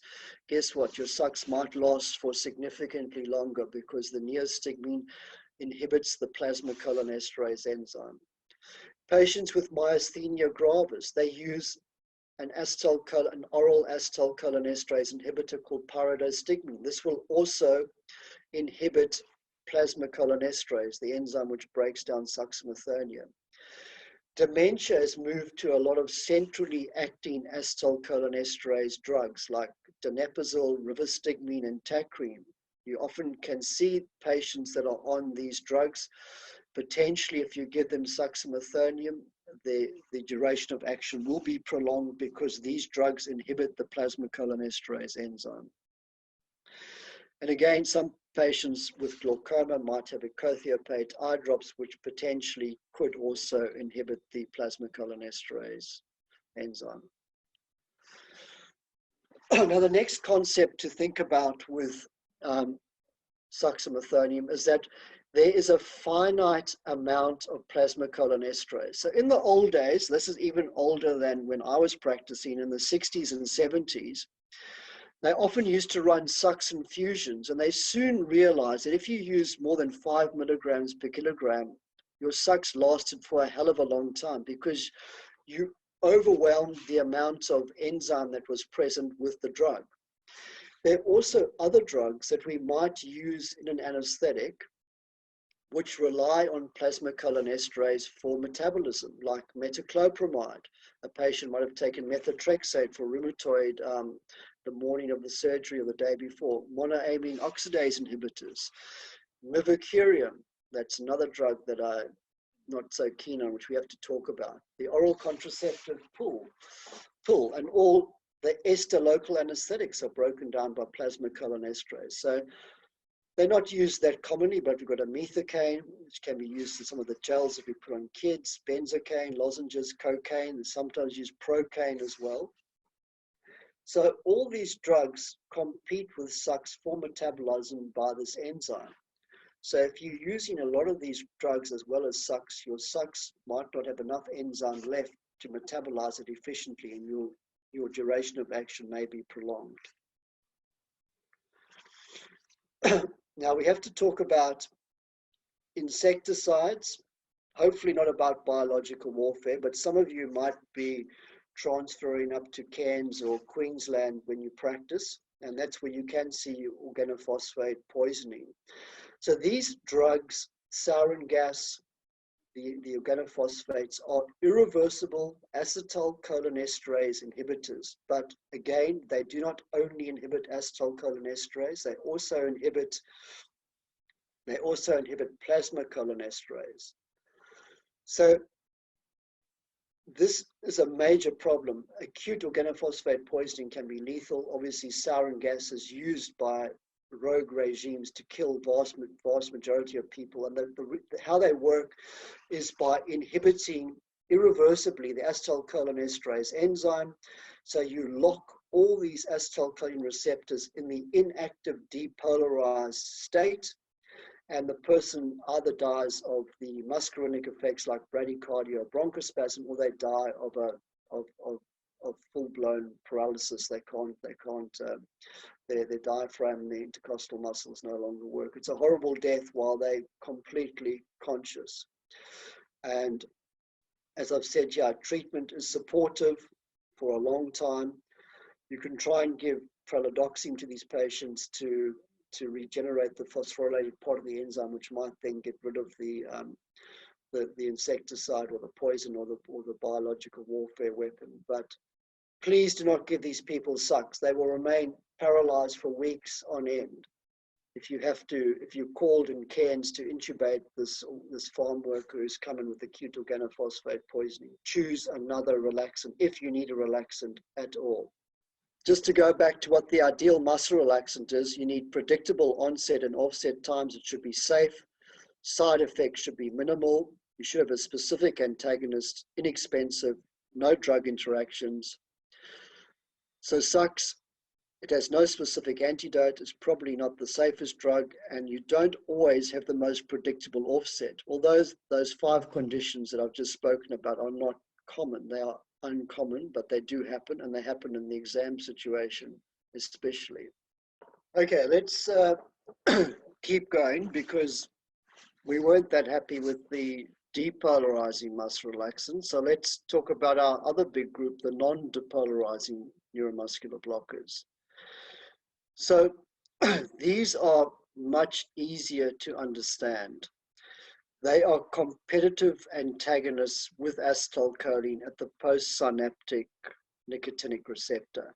So they don't open the channel. They are big, bulky molecules. So think of them as a physical barrier so that acetylcholine can't get to its receptor and therefore can't bind, can't open the channel, and that's why you get neuromuscular blockade.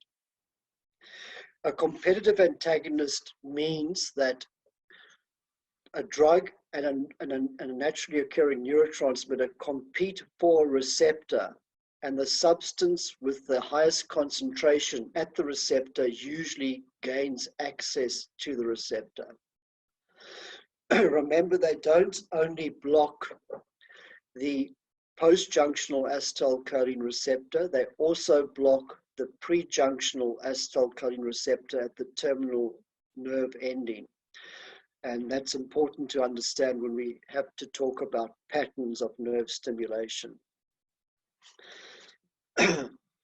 Now, when I was training, because we didn't have sugammadex, we only had neostigmine to reverse these non-depolarizing neuromuscular blockers. There was a theory as to why we couldn't reverse these drugs when the patient was still deeply paralyzed or significantly paralyzed.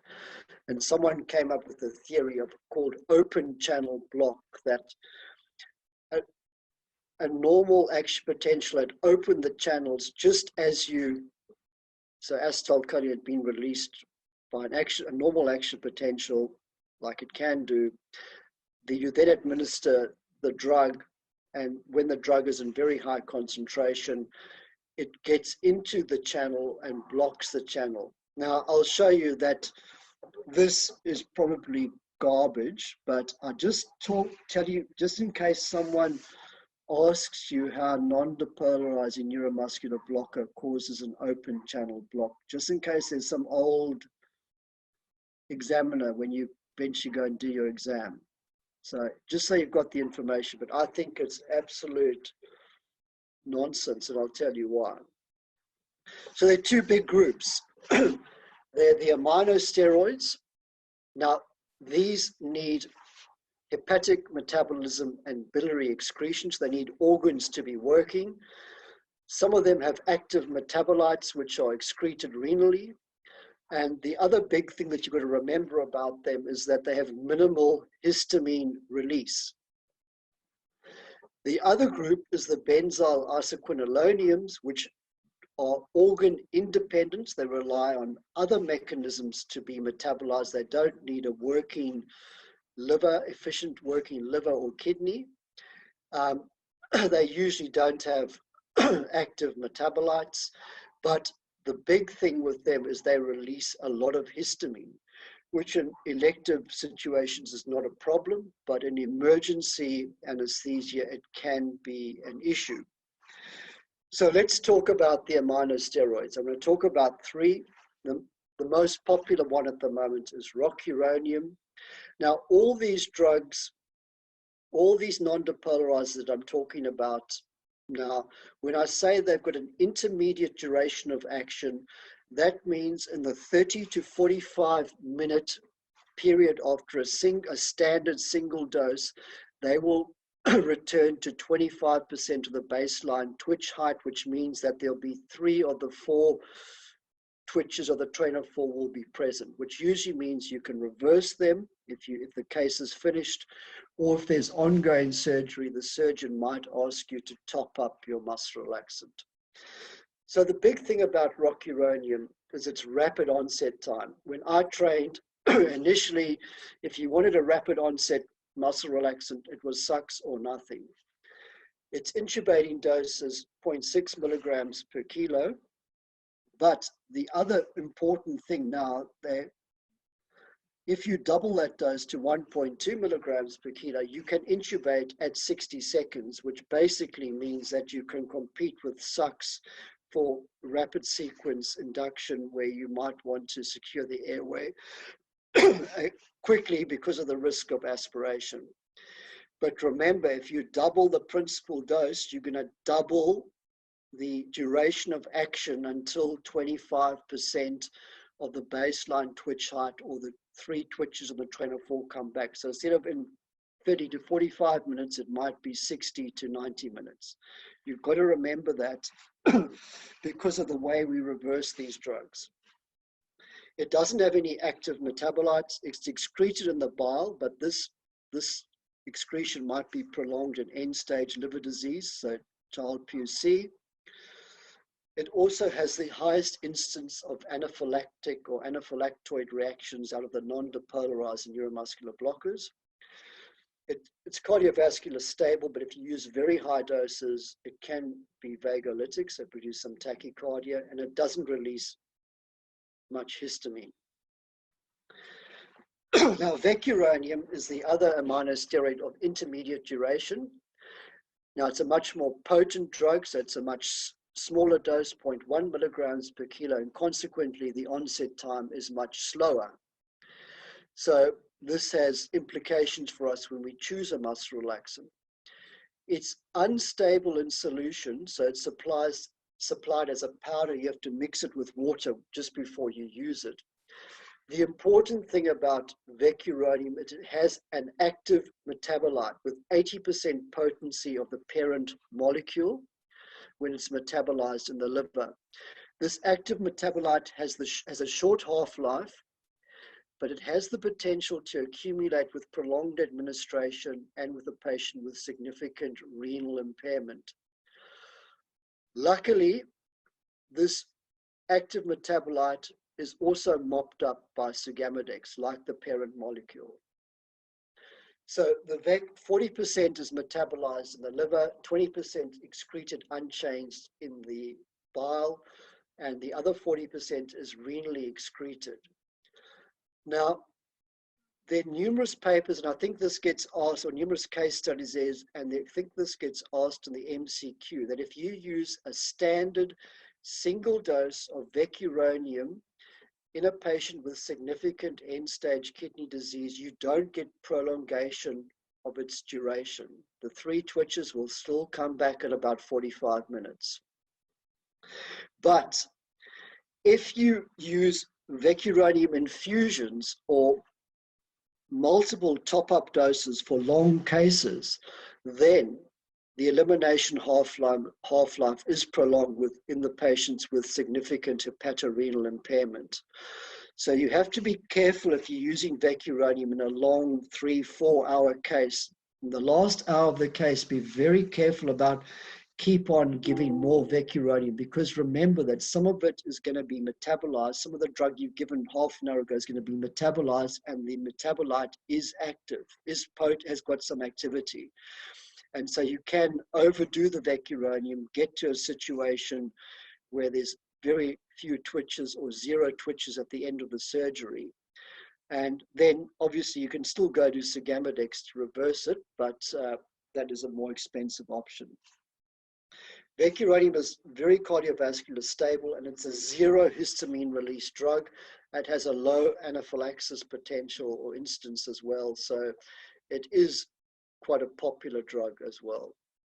I just want to talk about pancuronium. So this is a long-acting non-depolarizer monosteroid, which means it takes about 75 minutes before the 3 of the 4 twitches or 25% of the baseline height comes back. Now, we don't use it in theatre anymore, but sometimes they use it in ICU, or especially the MICA, the medics, the paramedics, or, the ICU ambulance. They come to take patients, to transport patients. They might use pancuronium, might want us to use pancuronium to paralyze the patient. So again, potent drug, 0.1 milligrams per kilo, slow onset time. It has an active metabolite as well, which is metabolized in the liver. The rest of the drug is excreted renally. And this drug I used to use when I first started in anesthetics. It got significant sympathomimetic and vagolytic properties. So it increases heart rate and blood pressure. And it was actually quite a good drug. We had a lot of trauma in South Africa, a lot of people who were bleeding, who came into theatre a little bit volume deplete. And this was a really good drug to not drop your blood pressure after you've secured the airway with sucks and your induction agent. As with all aminosteroids, very little histamine release. But again, this drug, if you had a patient with significant hepato or renal impairment, there's significant prolongation of its duration of action. I mentioned it, we don't use it much anymore. Now, as I said, the other big group is the benzyl isoquinolinoniums. And when I was practicing, their big advantage, when I was, I'm still practicing, hopefully. When I was training as a registrar, when these drugs came along, they were like groundbreakers, because you could use them in people with significant hepatorenal disease and still not have an increase in the duration of action. The big thing is that as a group, they're big histamine releasing drugs. Now, I need to talk about mervicurium. I think there still are some hospitals in the Northwestern system that use it. I think the Austin might use it. Just tell me if I'm wrong or not. Anyone? I've not seen it in our drug drawers. Okay. Yeah, I haven't seen it used. Okay. I will tell you then about it, because the examiners love it. And I'll tell you why. So first of all, it's a non-depolarizing drug. It's the only one that has short duration of action, which means in the 15 to 30-minute time period after administration, you get 25% return of baseline twitch height, or 3 of the 4 twitches come back. It's a potent drug. Intubating dose is 0.2 milligrams per kilo with a slow onset time of about 3 minutes. It's a big histamine releasing drug as well. But that's not what's important for the examiners. This is what is important. It's a racemic mixture of 3 different isomers. Okay, that's hard to remember. The potent ones are the cis-trans and the trans-trans, which form the majority or 95% of the drug. The big problem with this drug, it's eliminated, hydrolyzed by plasmacolinesterase at about 88% the rate of succinylcholine. That's why its duration of action is just slightly longer than sux, about between 15 and 30 minutes. But then you've got to remember that the same conditions which may extend the clinical duration of sux apply to mervicurium. If you've got a person with an atypical plasmacolinesterase enzyme, and you give mervicurium to this person, they will be paralyzed for hours. The next important thing is do we use reversal agents with mervicurium? Because mervicurium is a non-depolarizing neuromuscular blocker. How do we reverse a non-depolarizing neuromuscular blocker? We reverse it with neostigmine primarily, especially at Western Health because of cost constraints. That's what they want us to reverse it with. But as we'll soon see, when we discuss reversal agents, neostigmine is a non-specific cholinesterase inhibitor. So it will inhibit not only acetylcholinesterase, it will inhibit plasmacholinesterase as well.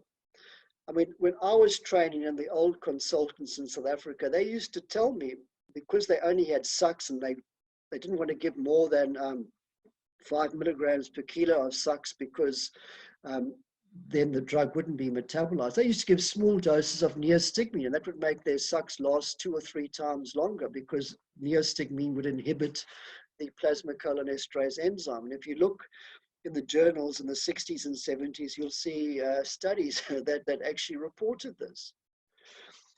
So can you see what the problem is here? That if you're not monitoring your train of 4 when you give mervicurium and you give neostigmine when you've only got 1 twitch back, the concentration of mervicurium will not drop because you've just given a drug which has inhibited the enzyme which breaks it down.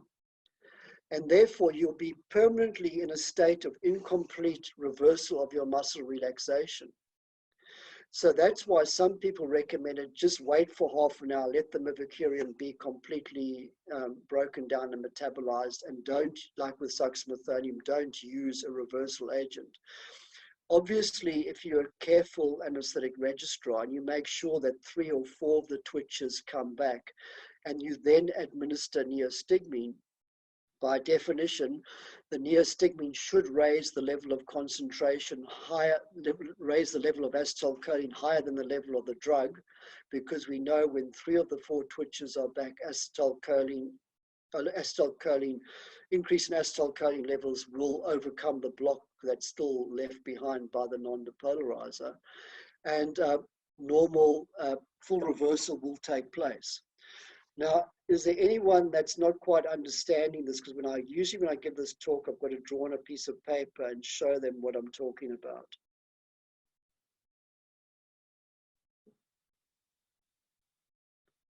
The problem is the drug you give to reverse the non-depolarizer inhibits the breakdown of the drug. That is the bottom line.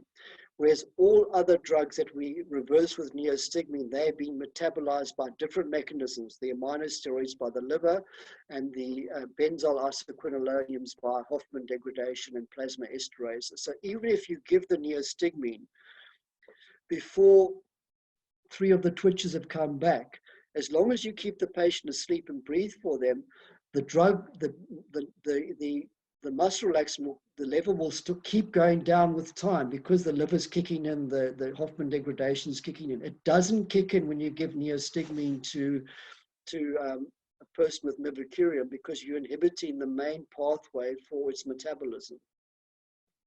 So if you use this drug, you've got to make 100% sure. If you want to reverse, you've got to have at least 3 of the 4 twitches back before you give neostigmine. So if you wait until 3 out of 4 are back, it doesn't then prolong it? No, because by definition, when you give a neostigmine at the correct dose, when 3 of the 4 twitches have come back, it means the level of the non-depolarizer has dropped significantly enough that by inhibiting the breakdown of acetylcholine, you will be able to get a higher concentration of acetylcholine compared to the drug at the receptor site. And by the rule of competitive antagonism, then acetylcholine will be able to gain access to the receptor. Does everyone understand that? Yeah. So that's why it's important. You can give neostigmine when there's only 1 or 2 twitches with the patient who's been given atracurium or cisatracurium. It doesn't mean that's right, but it means you're not in big trouble. As long as you keep the patient asleep and you're breathing for them, with time, the level of those drugs will keep on dropping whereas the level of the acetylcholine stays high for about an hour after giving the neostigmine, so that with time, eventually the drug concentration will drop lower than the acetylcholine concentration, and normal neuromuscular transmission will take place. You'll get full reversal. The problem comes if you try and pull the tube out before that has actually happened. If you want to reverse before three of the four twitches have come back. So I just wanted to tell you about this drug because of the fact that it's metabolized mainly by plasmacolinesterase. That's why the examiners like to try and trip you up with this question. It's got depolarizing. It's not a depolarizing drug, but it's got some issues with SUX.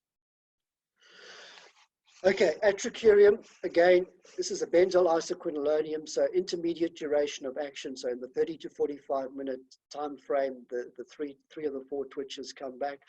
It's not that potent, so you use a bigger dose, 0.5 milligrams per kilo, which means its onset time, it's not super fast, but it's not as slow as VEC and cisatracurium.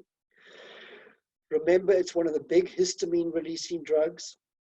Now, atracurium and cisatracurium, they stored in the fridge, supposed to be, because they're supposed to be, it's 4 and 4, so 4 degrees Celsius and a pH of about 4, because Hoffman degradation is a spontaneous degradation.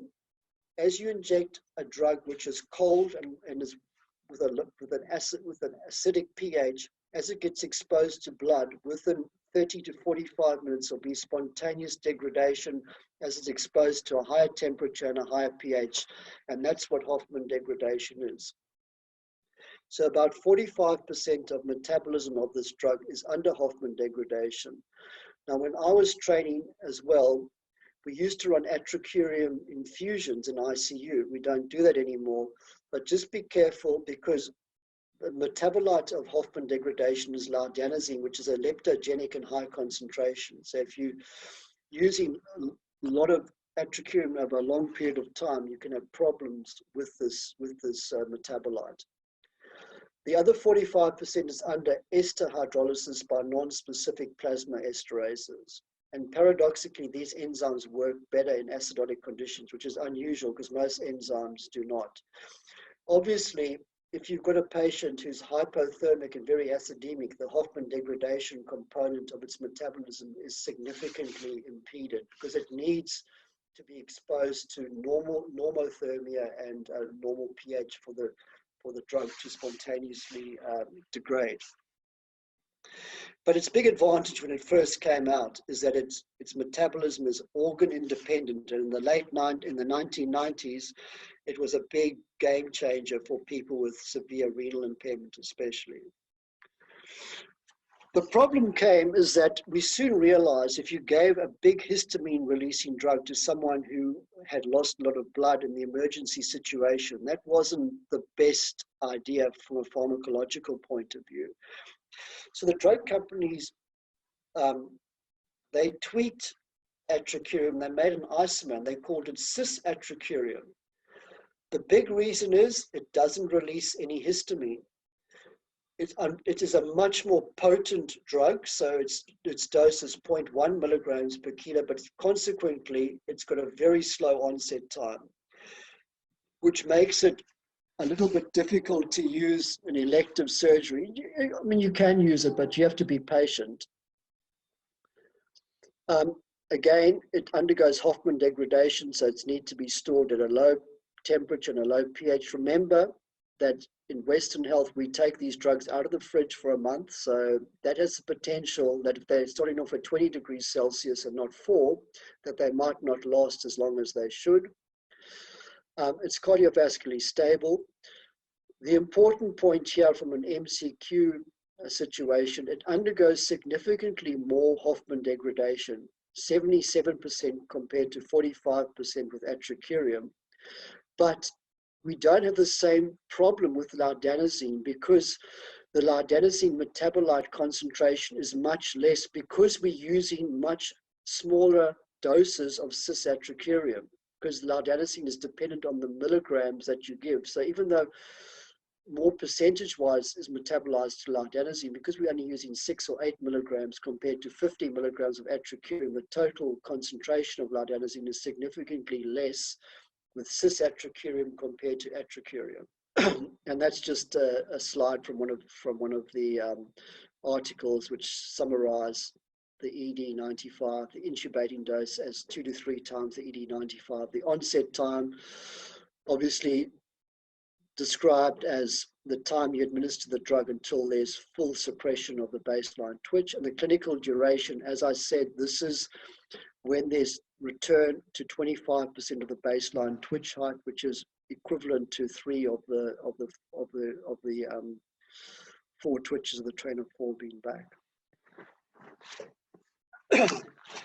So when rocuronium came out in the late 90s, it was a game changer for a lot of anaesthetists who had been troubled by the use of SUX, being subjected to its side effects, because it was the first time we had a drug which could reasonably match the onset time of SUX, and we could presumably, hopefully, use it in emergency anesthesia.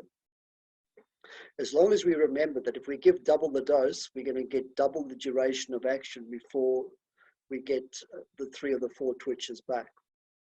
You can't think I'm going to give double 1.2 milligrams of rock in an appendix, which finishes in half an hour, and expect to reverse that case with neostigmine, because the 25% baseline twitch height return will take at least 60, probably closer to 90 minutes.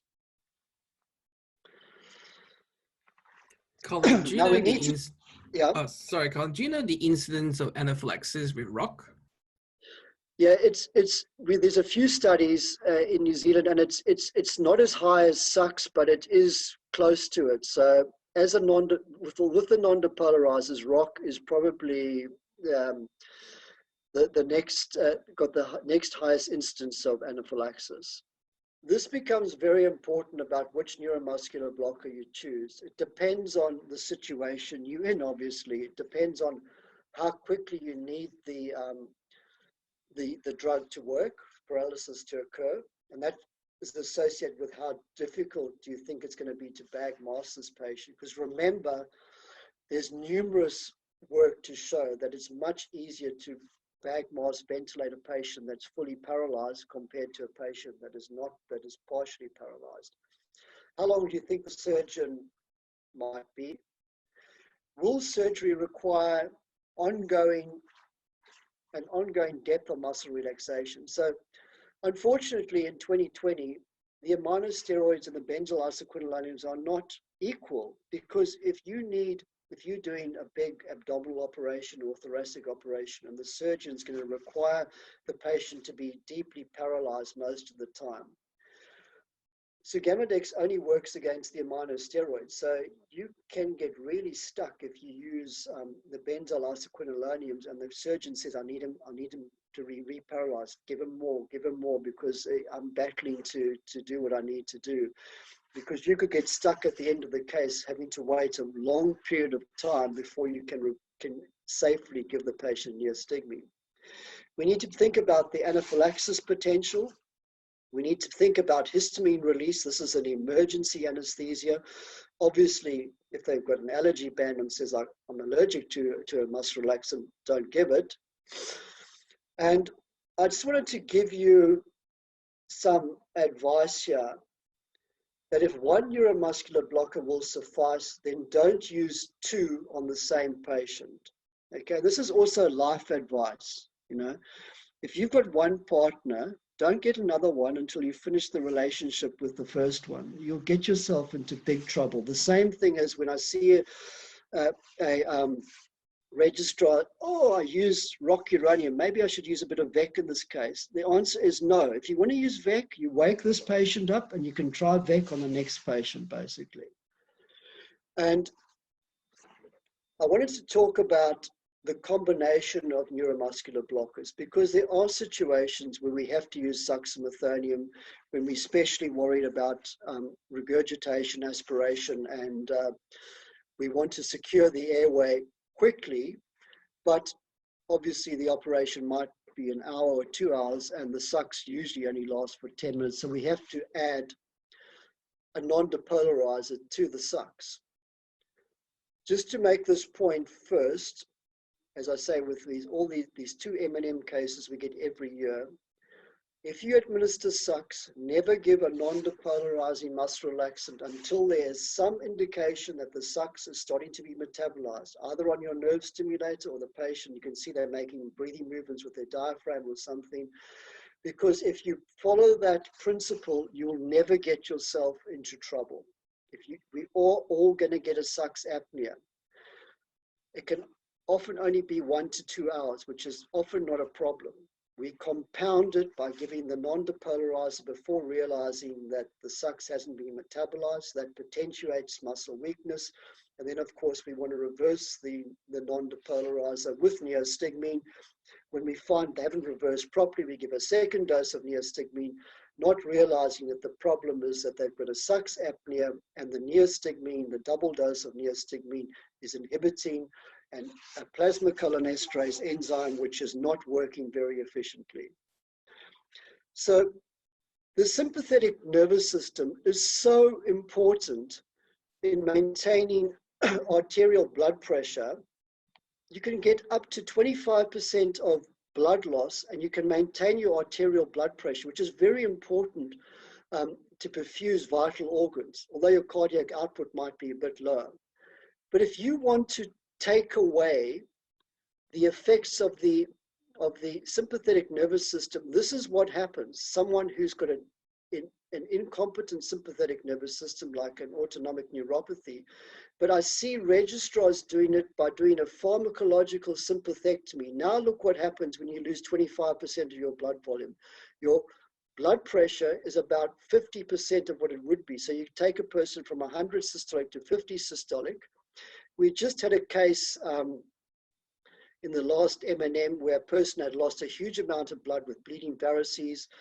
The doctor paralyzed them with one of the big histamine releasing drugs, and gee, was surprised when they had a cardiac arrest, and the next thing we're doing was CPR. So please remember what a pharmacological sympathectomy is in anesthesia.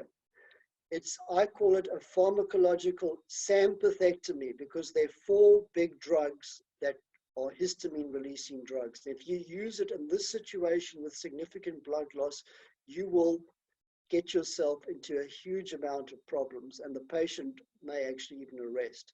And that is sucks, atracurium, and morphine. I'll put a double M there because mervicurium is also another big histamine releasing drug, but from the feedback I'm getting, we don't use it anymore, which is a good thing. It's a difficult drug to use. It's hard to, do we reverse it? Do we not reverse it? And it takes such a long time to work. Now, this is a common question, so we need to speak about offset predictability. So there are certain physiological situations where all neuromuscular blockers, their duration of action will be prolonged.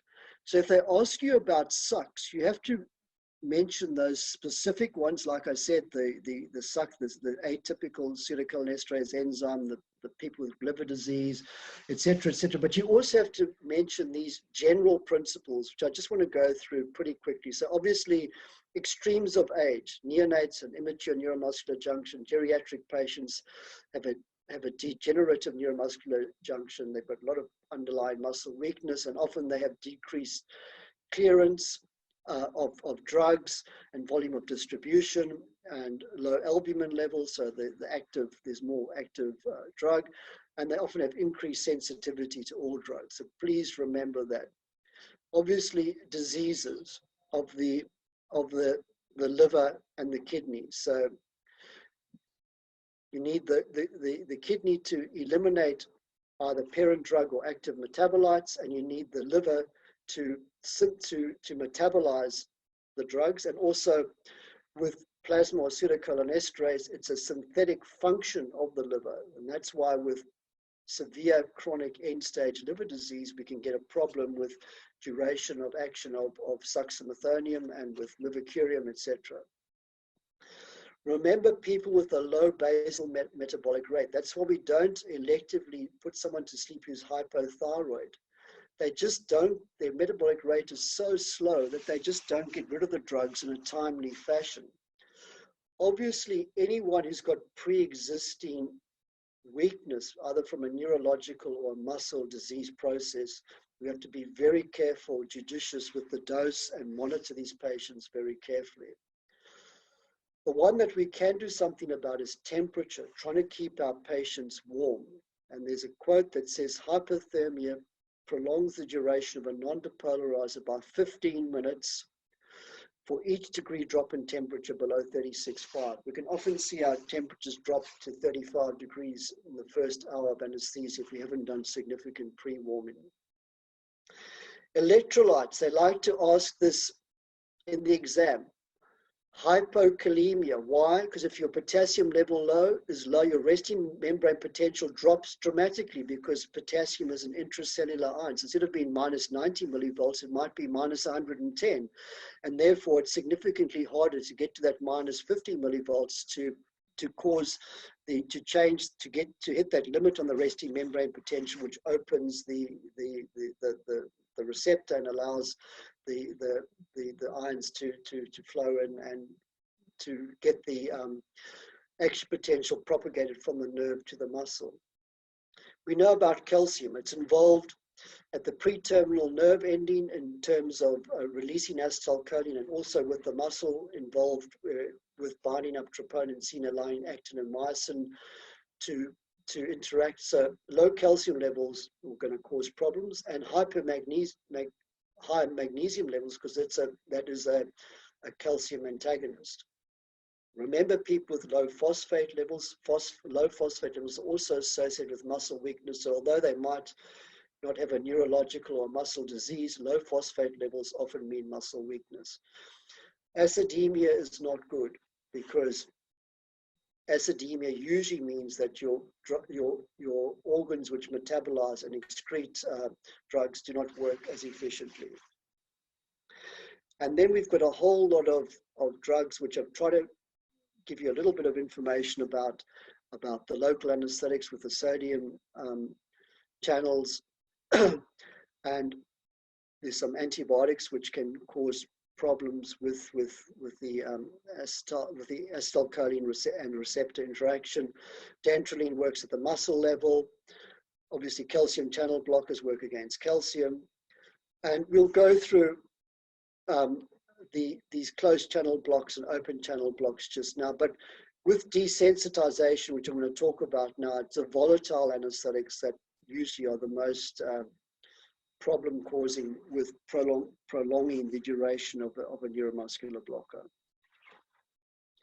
Now, we haven't got time to talk about all the neuromuscular blockers with different neuromuscular diseases. This is more for the part 2, but I've just put it in the talk. But basically, what I want you to remember, if someone's got a neuromuscular disease, you avoid sucks and be very careful, be very judicious with your dose of non-depolarizer. Okay, and you can read that through. If there's any questions, you can ask me about that later or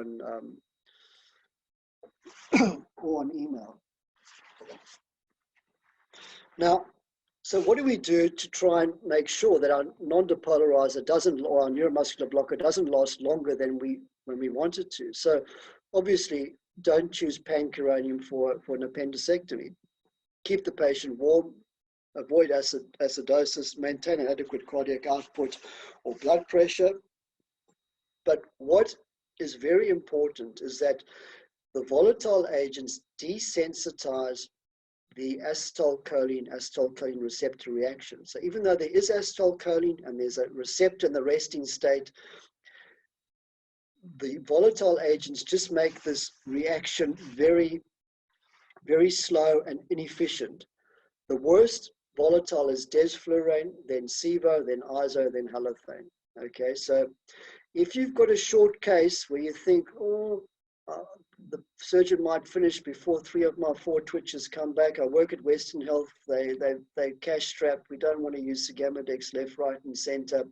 Maybe use a TIVA technique, because propofol doesn't desensitize the interaction between acetylcholine and the receptor.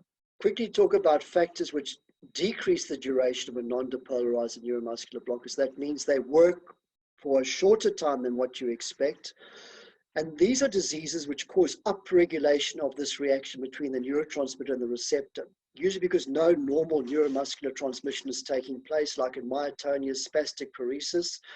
And there are some drugs which cause a closed channel block, which they act as incomplete neuromuscular blockers, like tricyclics, naloxone or naltrexone, and short doses of steroids. And that means when your acetylcholine is released, you get a much better reaction between the agent, between the neurotransmitter and the receptor, because there's been upregulation. There is, it hasn't been downplayed like with overstimulation. Now, the opposite electrolyte abnormalities, if you've got someone who's hypercalcemic, like with primary hyperparathyroidism, you're going to get more acetylcholine release than normal, also with down at the muscle end, so that your muscle relaxant won't last as long, because the more calcium means more acetylcholine release naturally. A high metabolic rate, like thyrotoxicosis. People who are septic with a high temperature. And also, please remember, the neuromuscular blockers are kept in the fridge. If it's summer and they're kept outside for too long and you use them after a month out of the fridge, it's not surprising they don't work for that long. When I first started training, thiopentone was our induction agent. If you mix thiopentone with any amino steroid, it just precipitates and both drugs become inactive. Your drip doesn't even actually flow. So that's another thing to put into the short answer question. And then you can have pharmacokinetic factors, induction of liver enzymes with people who take recreational drugs, increased cardiac output, increased volume of distribution. And just to make the point that TIVA does not cause desensitization of the acetylcholine receptor. So if you use a TIVA-based maintenance anesthetic, it will appear as though the twitches come back quicker than if you used a sevoflurane-based maintenance for your general anesthetic. And again, it's usually of no clinical significance, just that you might have to top up the relaxant earlier than what you thought. So this is the upregulation of receptors. All these, as I said, these are what usually cause extrapyramidal acetylcholine receptor production. So problem with rapid rise in potassium if you use SUX with these cases. And downregulation is when the receptor gets overstimulated with all these myasthenia organophosphate, chronic cholinesterase inhibition. You're leaving so much acetylcholine there because you're inhibiting the enzyme which breaks it down, that the receptors just stop responding after a while. They get desensitized, they're overstimulated, and they just don't respond as well as they usually do. Right, now with a non-depolarizing neuromuscular blocker, we've talked about it being competitive, so we can reverse it. But although it's a competitive antagonist, is it a specific antidote? And of course, I'm going in sequence now of how things have played out in the anesthetic field, because when I trained, the only way of reversing non-depolarizers was with an acetylcholinesterase inhibitor. And I just want to show you what the potential problems are with these drugs. And that's why the topic of my talk is neuromuscular blockers. Why are we working in the last century? So the most important points: it can reverse a non-depolarizing neuromuscular blocker because these drugs compete with acetylcholine for access to the receptor. But it can only reliably reverse a block which is already starting to resolve. So that is a shallow block, which by definition, 3 of the 4 twitches of the train of 4 have returned. Then you can reliably reverse the patient with an acetylcholinesterase inhibitor. The one we use is neostigmine. So at the end of the case, the acetylcholine levels need to rise dramatically to achieve a higher concentration than the neuromuscular blocker at the acetylcholine receptor so that normal neuromuscular transmission can take place. So what we really need is acetylcholine, but we can't inject acetylcholine because if you do that, within a few seconds, the enzyme just breaks it down to nothing. It's very, very efficient. So we have to use an agent which inhibits the breakdown of acetylcholine and have to rely on the body to release acetylcholine gradually over about 10 minutes until we get a significant concentration of acetylcholine at the synaptic cleft, which will actually help overcome the block, which is still there because there's a small amount of the non-depolarizers still at the neuromuscular junction.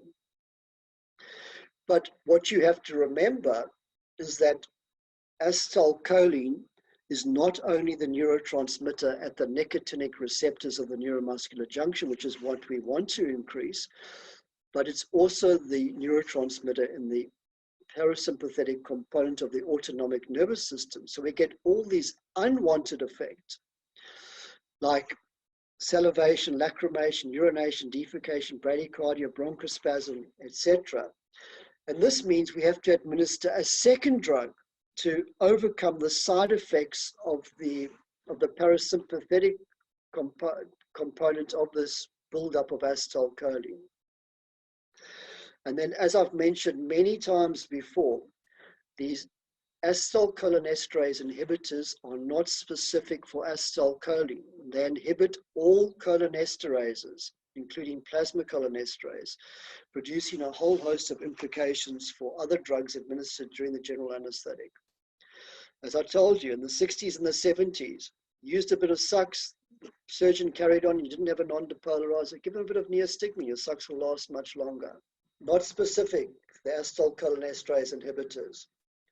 And it has implications if you administer other drugs after giving an acetylcholinesterase inhibitor, like sucks, mervicurium, the ester group of local anesthetics might last, the cocaine might last for much longer, the metoclopramide won't be broken down as quickly.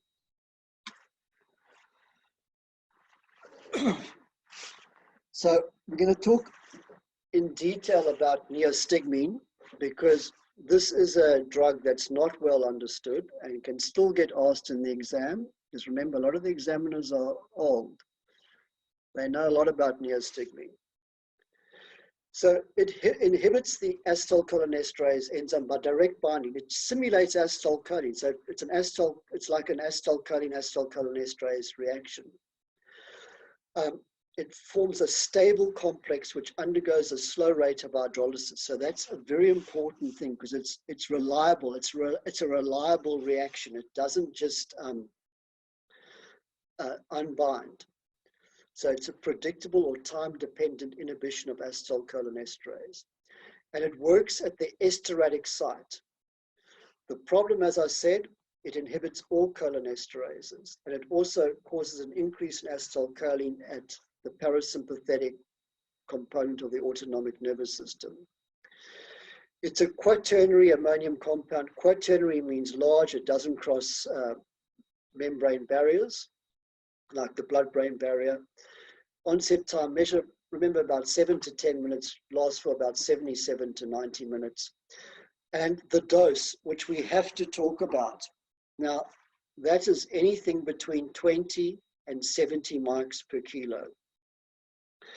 Now, I have to make this point. There's a ceiling effect with higher doses. So there's no point in giving more than 70 mics per kilo. You will not increase the muscle strength in that patient.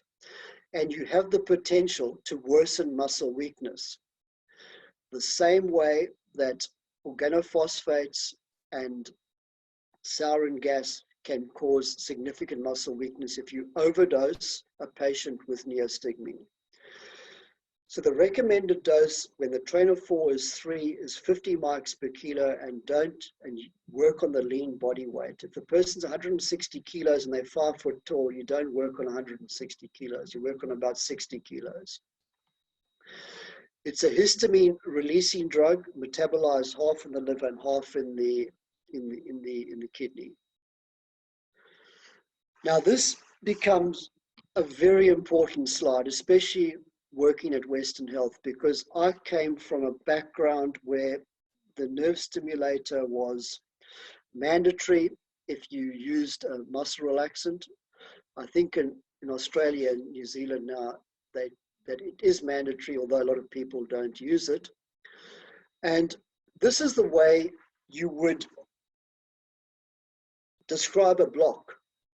So a profound block is when you've got nothing, no post-tetanic count, obviously no train of fall, etc. You can reverse that with sugammadex if you've used an aminosteroid.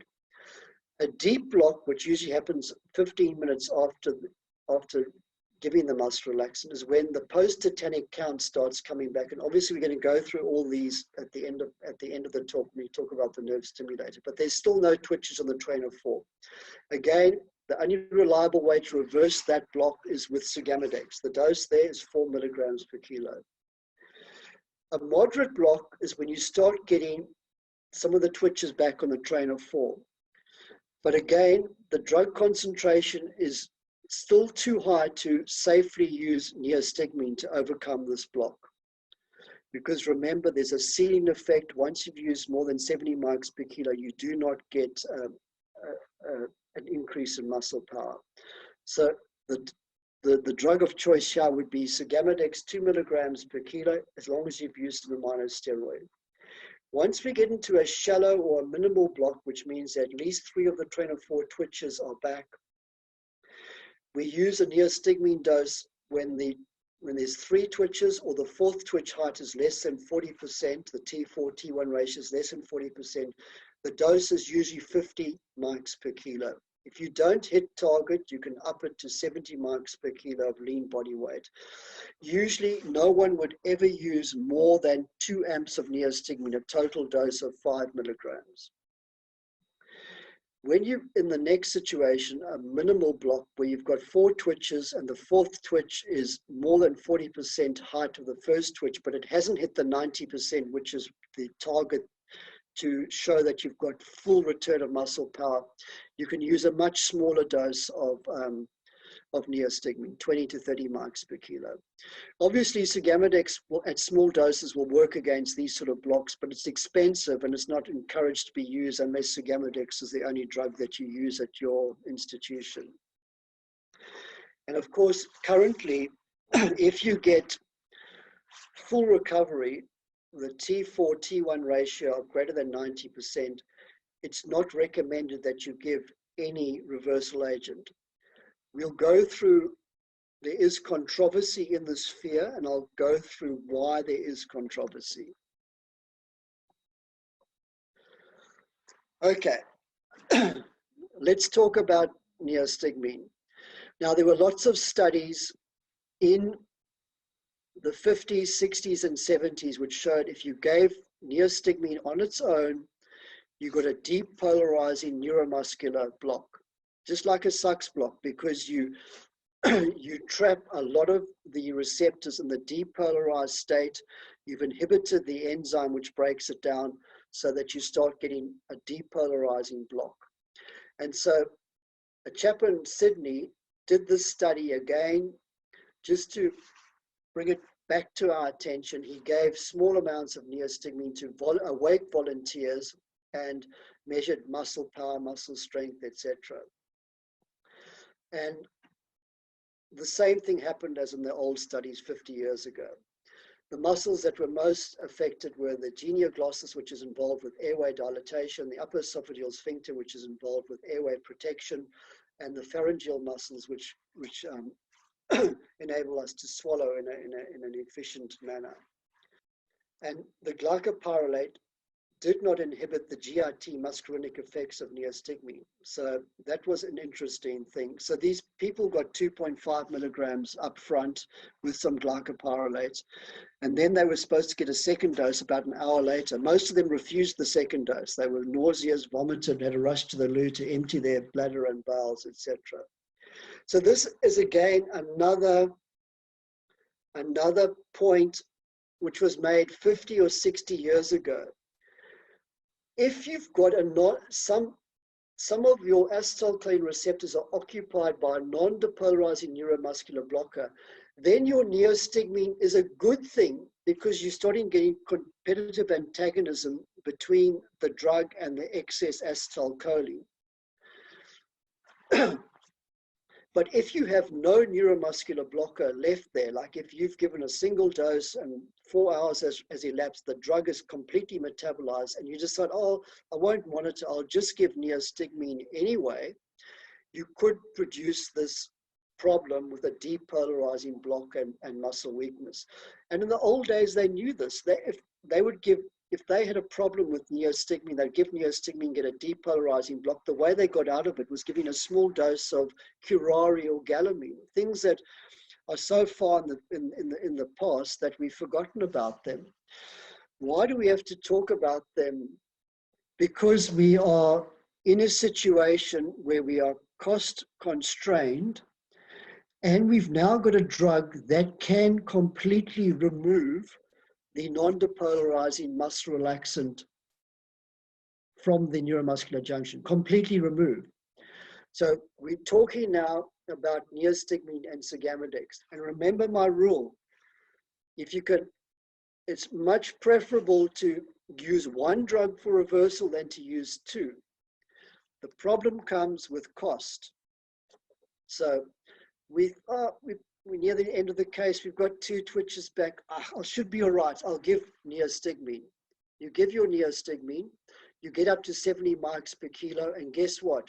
Your T4, T1 ratio is 50%. It is not safe to extubate that patient. There are numerous studies to show that they will not be able to maintain or protect their airway. So you think, oh, no problem.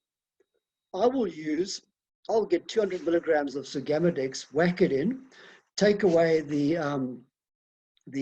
non-depolarizer, and then, of course, I'll get full return of muscle power. And this was highlighted by Josh Zenkel in our department, who found when he did this, there were quite a few cases where he got increasing weakness or worsening effects on the train of thought. And the whole problem is, if you remove all the non-depolarizer, you go back to the 1950s. You are now leaving the neuromuscular junction exposed only to neostigmine or acetylcholinesterase inhibitor, which will cause a form of depolarizing block and muscle weakness. So what we have to be very careful of if we're having to use sugammadex after neostigmine, is to use a very small dose of sugammadex, like 0.5 to 1 milligram per kilo, because all we want to do is to get the train of thought back to 90% or above, but not give so much that we remove all the non-depolarizer, which will then make the neostigmine, instead of being an enhancing effect or a beneficial effect, it will make it a detrimental effect. So I hope that makes it clear. I mean, I don't want you to go read up articles in the 1950s and the 1960s, but this was all thrashed out in those years. There is a recent study as well, which has shown, it's a retrospective study, that once you get above 70 mics per kilo, your incidence, your odds ratio of having residual weakness in recovery room go up dramatically. And I'll go through that later, but it appears if you inhibit a small amount of the enzyme, that's beneficial because it increases acetylcholine to compete with the non-depolarizer. But obviously, if you inhibit all the enzyme, like with acute organophosphate poisoning or with a sarin gas attack, you get worsening paralysis or even full-blown complete paralysis. So at Western Health, we are not a favored health system. We don't get good funding. So we are supposed to use neostigmine as our primary reversal agent for non-depolarizers, unless we've got one of these situations. Obviously, can't intubate, can't ventilate, and you've used a minor steroid, get yourself out of trouble. It might save the patient's life. Give 16 milligrams per kilo of sugammadex. If you've been doing a case and the case suddenly finishes and you've still got 2 or 3 cases to go on the list and you haven't got any twitches back, then it's not it's not beneficial to wait for 45 minutes and maybe cancel a patient. Rather get the sugammadex out and reverse the patient and carry on with your list. And the third one is the one I spoke to you about, is when you thought neostigmine would be able to reverse your patient fully and hit the target of 90%. You've used the maximal dose. It does not hit target and time delay is applicable. Then you can use a small dose of sugammadex to get to that, to hit target.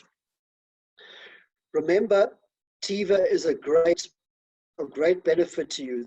It doesn't desensitize the reaction between acetylcholine and the receptor. So use TIVA from the start, number one, or if you're doing a case with a volatile maintenance strategy and you see that the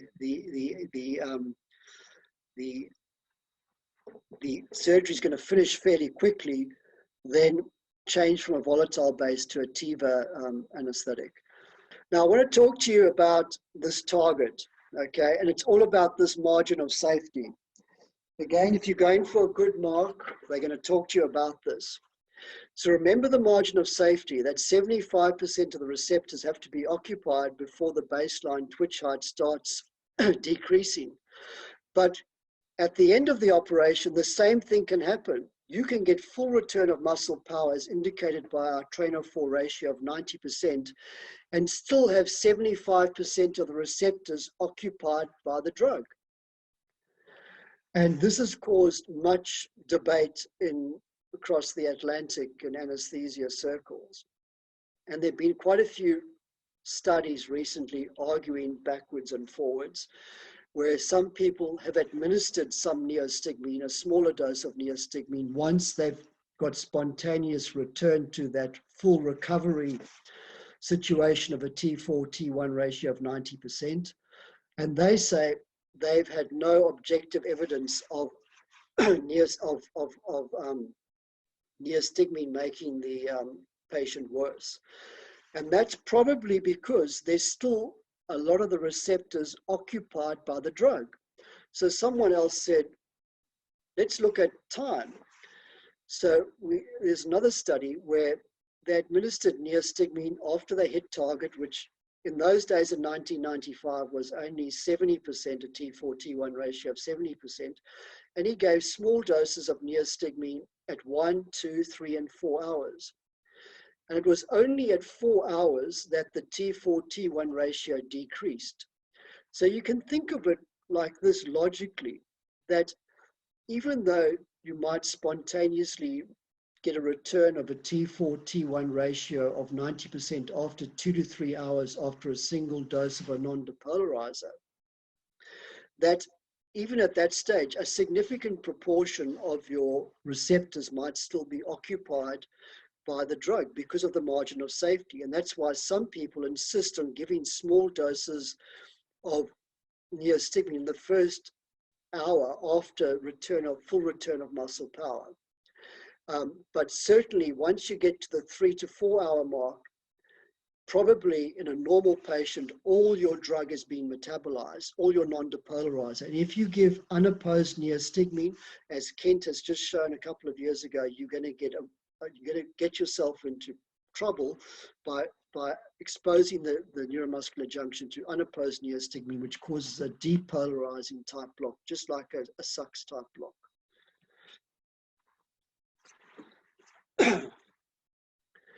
Okay, we'll go through these other agents pretty quickly. So pyridostigmine is like neostigmine, but can be given orally. So it's a treatment for myasthenia gravis. We need to speak about edrophonium because some countries still use it as an acetylcholinesterase inhibitor. So it sounds good. Quick onset time, 2 minutes. It doesn't last for very long. It binds to the anionic site, not the esteratic site of acetylcholinesterase, and therefore is much more specific for acetylcholinesterase. So it tends not to inhibit other plasmacholinesterases. The trouble is it also increases acetylcholine release. So you're trying to, so it increases acetylcholine release, which is actually, sorry, that's a good thing. So you're getting more acetylcholine into the synaptic cleft. The problem is that the bond is weak and it's not consistent. So it often the molecule dissociates from the enzyme,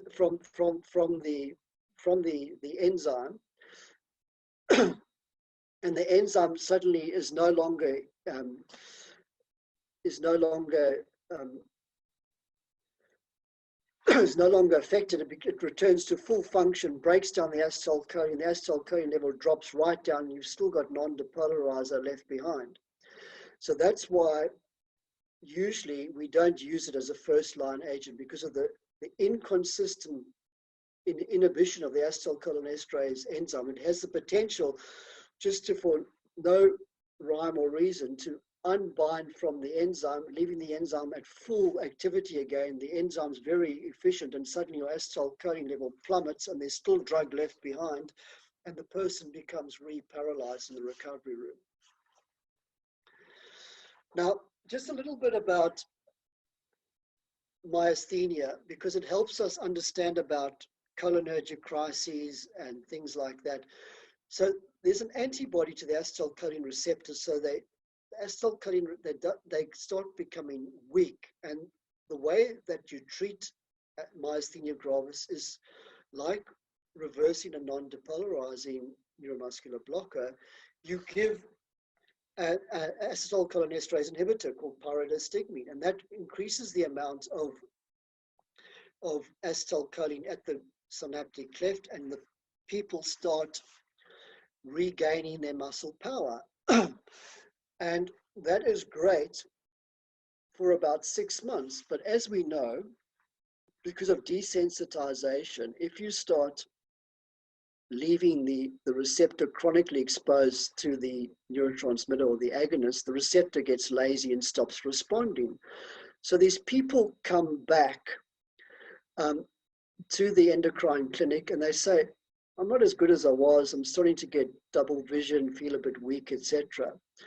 Now the endocrinologist doesn't know, is it just tolerance and they need to increase the dose of the acetylcholinesterase inhibitor, or have they actually given too much of the acetylcholinesterase inhibitor, just like with a big dose of neostigmine, and they might be inhibiting so much of the acetylcholinesterase enzyme that there's no active enzyme left to break down the acetylcholine from the receptor, which is an important component of normal neuromuscular transmission. Otherwise, you get these receptors which are inactive and remain in the depolarized state.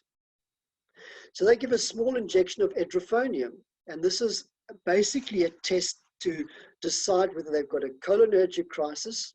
So if they're in a cholinergic crisis already, they've inhibited too much of the enzyme, the person gets significantly worse. They start having difficulty breathing, their weakness gets worse, and the doctor knows, hey, I've got to back off with with my pyridostigmine. I need to reduce the dose. I'm inhibiting too great a percentage of the acetylcholinesterase enzyme.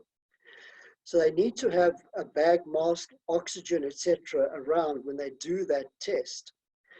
But if it's a myasthenic crisis, that it's just tolerance to the drug, and they give a small dose of edrophonium, which is a short-acting acetylcholinesterase inhibitor, and the patient suddenly says, whoop, my double vision's gone, I'm feeling much better, then the endocrine doctor knows, I need to increase my dose of pyridostigmine because this is a myasthenic problem, not a cholinergic problem.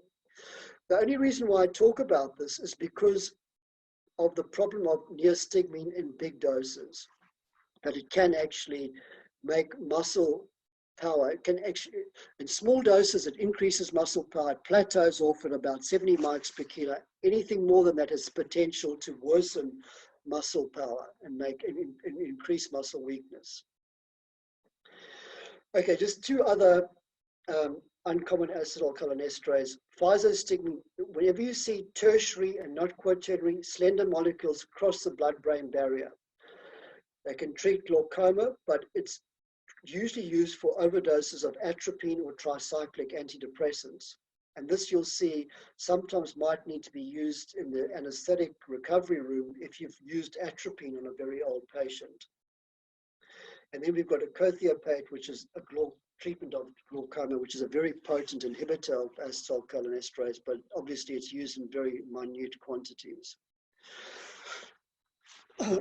Now I've put this in because I've just come back last year from the American Congress, and obviously I went to all the talks that were on neuromuscular junction, and they've included this, and there's just been a recent article on anesthesiology. So this is the problem with the body's response to hypoxia. Remember, when you come to the college and you listen to my talk on the autonomic nervous system, you've got the carotid body, which consists of glomerulus cells, which sits at the bifurcation, and it senses hypoxia. If it senses hypoxia, it sends afferent signals up the glossopharyngeal nerve to the brainstem. Okay. Now the neurotransmitter here is acetylcholine, and these are nicotinic receptors. And what this anesthetic research doctor has done, he has suspected that even when we reverse our neuromuscular junction completely, even get 100% return of muscle power, that this reflex is still impaired. So what he did, he gave people, he didn't put them to sleep, he just gave them very small doses of rocuronium, and then so their T4 T1 ratio was about 40%. So they were feeling all right, just a little bit uncomfortable. He then did one of three things. He let them spontaneously recover, so it took much longer time, or he gave them neostigmine, or he gave them sugammadex. And obviously, when he hit target, which was more than 90%, the response to an hypoxic insult was closer to the baseline response before any neuromuscular blocker was injected, but it never got to the baseline. And there's up to 18% decrease to the hypoxic response after reversal of a non-depolarizer muscle relaxant. Now you've got to remember that when you add volatile anesthetics and opiates into the mix with a general anesthetic, which also blunts this hypoxic isocapnic response, that this can still be a major problem for us in the recovery room. And that's probably why we should give all patients oxygen in the recovery room for a little while. Now, how this is going to play out, I'm not sure, but they're talking about it, the ASA in America, and I'm sure some examiners gonna see it. It's been published last year in anesthesiology, so I just give you that information. Okay, an important Cape Town slide. So this is like my other slide, which showed you what the degree of block was, but this is what you would expect to see after a single standard intubation dose of an intermediate duration non-depolarizing blocker. So when you work with me, you'll see as soon as we give the muscle relaxant, I start the timer, because I know in the first 15 minutes in most patients, I will get nothing on my nerve stimulator, no matter what mode of stimulation I try. In the 15 to 30 minute mark, I probably won't get any twitches on the train of 4, but if I go to the post-tetanic count, I'll start getting numbers on the post-tetanic count. After 30 minutes, I can switch back to the train of 4 because I start getting twitches on the train of 4. And this is intermediate duration, which means I can reverse the patient here. The drug is not gone. Look, it takes more than 150 minutes before you can reliably get a T4, T1 ratio of more than 90% without giving a reversal agent. And basically anything in between 45 and 150 minutes, you will have to give reversal. It's just that once you hit about the 1.5 hour limit, you might be able to halve your dose of neostigmine and still achieve a achieve target, which is a T4, T1 ratio of 90%. Now, I just want to say this without insulting any of my consultants, but this 2.5, 0.4 regime for every patient, no matter how much they weigh or how long ago you gave the muscle relaxant, is absolute bollocks. And if you read that review article, certainly where I work, we are often underdosing our patients with neostigmine, and therefore, if you read all the studies, we must have a degree of residual weakness in the recovery room. Okay, I want to talk about this cholinergic crisis. As I say, we see it in the myasthenic patient if we give too much of the pyridostigmine. What does it mean? It means we inhibited too much of the acetylcholinesterase enzyme, and usually once you inhibit more than 50% of the activity of the acetylcholinesterase enzyme, you can get yourself into trouble. The people start having symptoms, they start feeling weak, and there are lots of studies which come from a long time ago with farm workers where they measure cholinesterase activity levels before they start in the fields with organophosphate poisoning. And you can see here that if only 25% of the activity is inhibited, the activity still falls in the normal range. But once more than 50% of the concentration of the enzyme activity is inhibited, they fall off a cliff and they start getting very symptomatic weakness, nausea, etc., etc. So just to harp on this Cape Town point, the depolarized acetylcholine receptor can only return to the resting repolarized state when the agonist, the acetylcholine, has been removed by the enzyme from the receptor. What repolarizes the receptor is the sodium-potassium pump, but it doesn't work very efficiently in the depolarized state. So when can you get a cholinergic crisis? Obviously, anti-acetylcholinesterases are being used in medicine. In Alzheimer's, we've mentioned them: donepezil, rivastigmine, tacrine, and myasthenia gravis, pyridostigmine. Anesthesia, if we don't understand what the drug can do, we give too large a dose. Or if we give a dose when these other drugs have been given on the morning of surgery. And a cholinergic crisis can occur in the presence of severe hepatorenal impairment, even if we're giving therapeutic doses of these drugs. Over time, they just don't get eliminated and metabolized efficiently. Or if we use more than one or two of these drugs at the same time. Remember, if you can just get away with one, don't use two. Or if these agents are administered in toxic amounts, and this can be accidental with organophosphate poisoning, or it can be very deliberate with rogue regimes using sarin gas for biological warfare and with deadly consequences. So if you just forgive me if I just show you this diagram one more time. There's our normal acetylcholine receptor. Acetylcholine comes along, receptors in the resting state, binds the receptor. Everything good so far. The binding of the agonist, the acetylcholine, opens the receptor. Now both gates are open. It's the active state.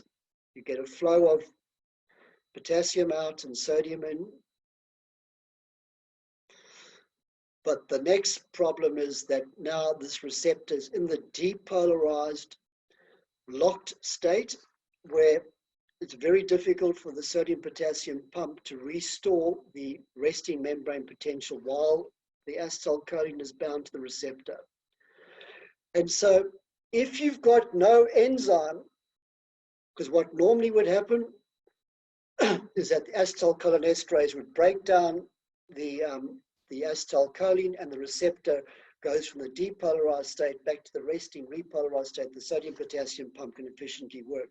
If you've got no enzyme, if you've inhibited all the enzyme with a toxic poison or with too much neostigmine, this is the same as having sucks there, because the receptor remains in the depolarized inactive state, and you will get, after initial muscle contraction, you'll be left with flaccid paralysis.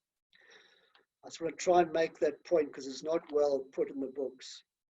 And this is a slide which just shows that all these acetylcholinesterase inhibitors, we use some of them like neostigmine and pyridostigmine for myasthenia gravis.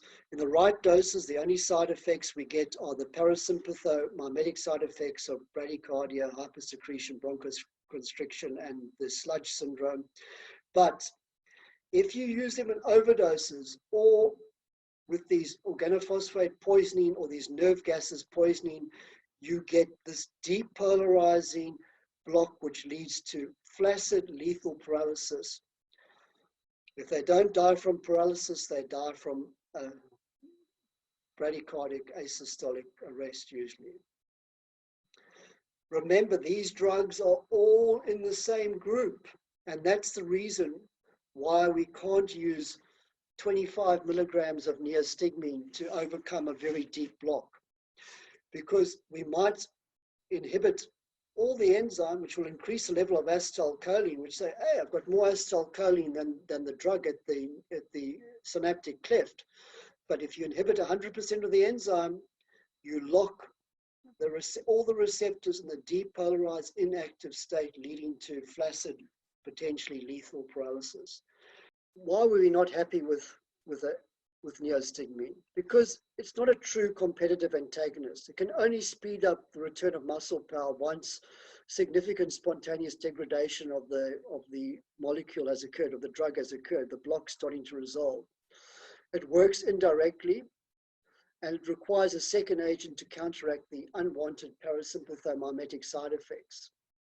And also, when you're using two drugs, you have to give them in the correct ratios to produce a neutral effect on the autonomic nervous system.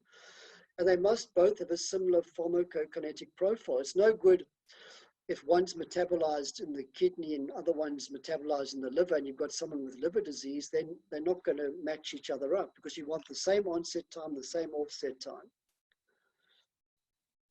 So we have to use these muscarinic antagonists as our second agent when we use an acetylcholinesterase inhibitor to reverse the non-depolarizing block. Because, thank God, these drugs only work at the muscarinic receptors of the autonomic nervous system, blocking the effects of excess acetylcholine at these sites. And again, if you want to restore autonomic balance, first of all, at the end of the case, what is my depth of block? Then I decide what dose of acetylcholinesterase inhibitor is appropriate. Once I've decided on the dose, I then decide on the dose of the anti-muscarinic agent to produce autonomic balance.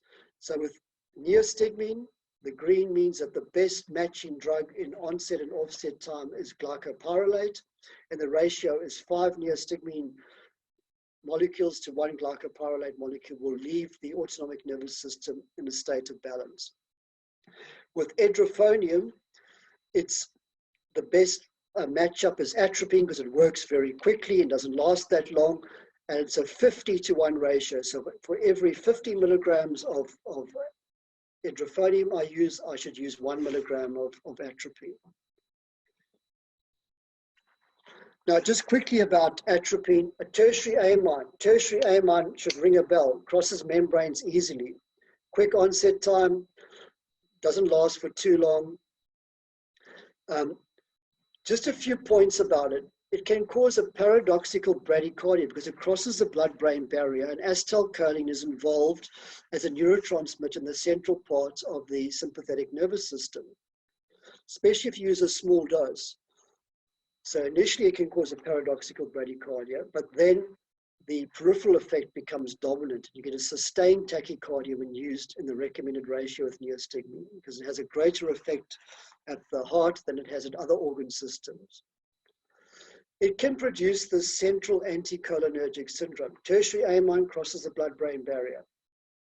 So if you use in doses of more than 1 milligram in the old person, you can get this terrible situation, which is very difficult to treat in recovery, with delirium, hallucinations, psychosis. A lot of old people are halfway there already. They're starting to undergo dementia. You don't want to, add to this, aggravate this problem. Often their temperature goes up because the sweat receptors rely on acetylcholine for sweating, so you inhibit that. The treatment is physostigmine. Remember, this is the only acetylcholinesterase inhibitor which is a tertiary amine. So it will also cross the blood-brain barrier. It's no good giving neostigmine, pyridostigmine, any other stigmine, because they don't cross the blood-brain barrier to get to where this problem is.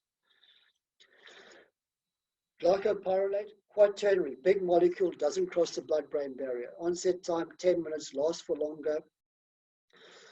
Dose, 5 to 10 mics per kilo. The ratio 5 to 1 with neostigmine to reduce a neutral effect at the muscarinic receptor. So it's similar to atropine, but it protects against brady without causing a sustained tachycardia. It doesn't cross the blood-brain barrier, which is a big bonus, and it's a potent drying up agent.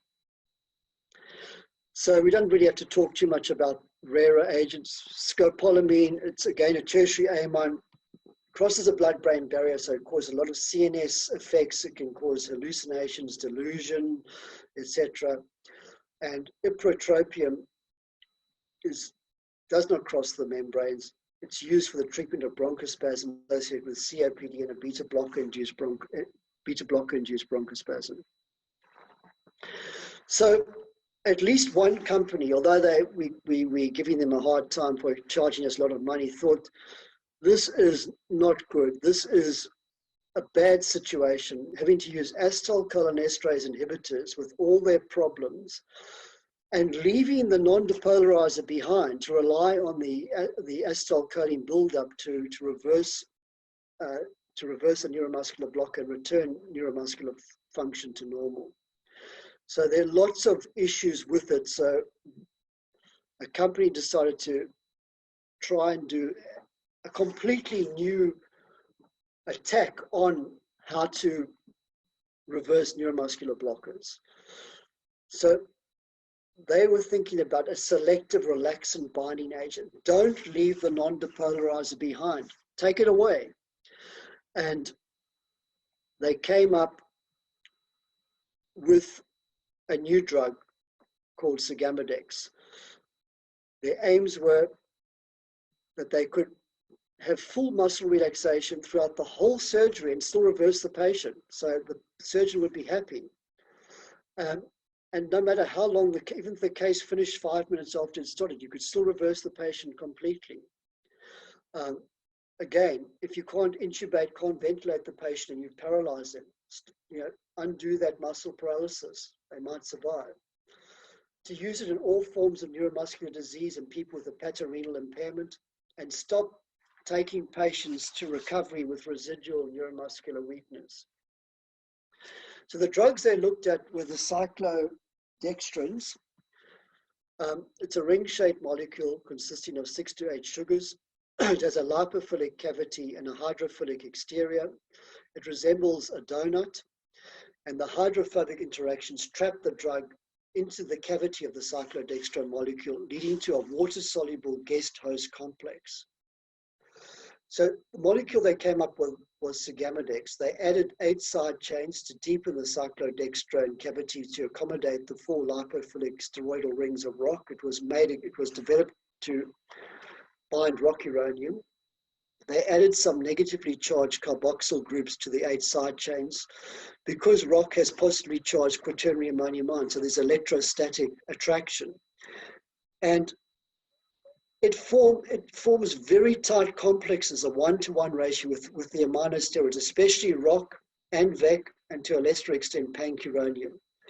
And this is very important. It's an extremely high association. So once it's associated, it doesn't dissociate, because that would be a disaster to give the drug and 6 hours later decides to dissociate, and because you still have a parent rocuronium molecule which hasn't been metabolized. So it fulfilled a lot of the criteria. You could reverse an intubating dose. You could reverse any degree of muscle block, of depth of muscle block. And it was basically a game changer. But there were some problems with it. So there have been case reports of anaphylaxis and hypersensitivity reactions. There have been also case reports of significant bradycardia. Now, this, with the renal impairment, is a big issue because the drug company recommends that this drug is avoided in patients with end-stage kidney disease, stage 4 or 5, which means a eGFR of less than 30 mils per hour. And this becomes a big problem because one of their goals was to be able to reverse any degree of block in any patient with significant renal disease. And I've seen registrars and consultants using sugammadex and rocuronium in end-stage renal disease, or even in people on dialysis, not understanding this. And they clearly say that even patients on dialysis, there's some filters, the low flux filter, which will not remove the host gas complex, the sugammadex rocuronium complex. High flux filters do. So if you're going to use it and the patient's on dialysis, you need to know what type of filter. Apparently a cellulose is a high flux filter. Not that I know much about filters in dialysis. But this is a huge issue because potentially, normally this complex is excreted within a few hours by the kidney. But if you've got end-stage renal disease and a day or two later, the host complex, the rock and the sugammadex is still there and somehow it does unbind, you've got a patient who's going to be exposed to a dose of rocuronium, which might cause significant muscle weakness in a place where they might be even at home or in the ward, which is not going to be conducive to in an anesthetic room where you can actually deal with that. There's also a 25% increase in some of the coagulation parameters, but that's only after a massive dose, the 16 milligrams per kilo, which is used in the can't intubate, can't ventilate scenarios soon after you've given a dose of rocuronium. From a practical point of view, sugammadex doesn't only bind the aminosteroids. It also likes progesterone, and it thus decreases the efficacy of the hormonal contraceptive. And so any woman on the oral contraceptive who gets sugammadex should be advised for the next 7 days to use some other contraceptive method, otherwise they may fall pregnant. Another drug that sugammadex likes is teremafene. This is an anti-estrogenic drug used in advanced breast cancer in postmenopausal women. And sugammadex has a very high binding affinity for this potent, for this drug.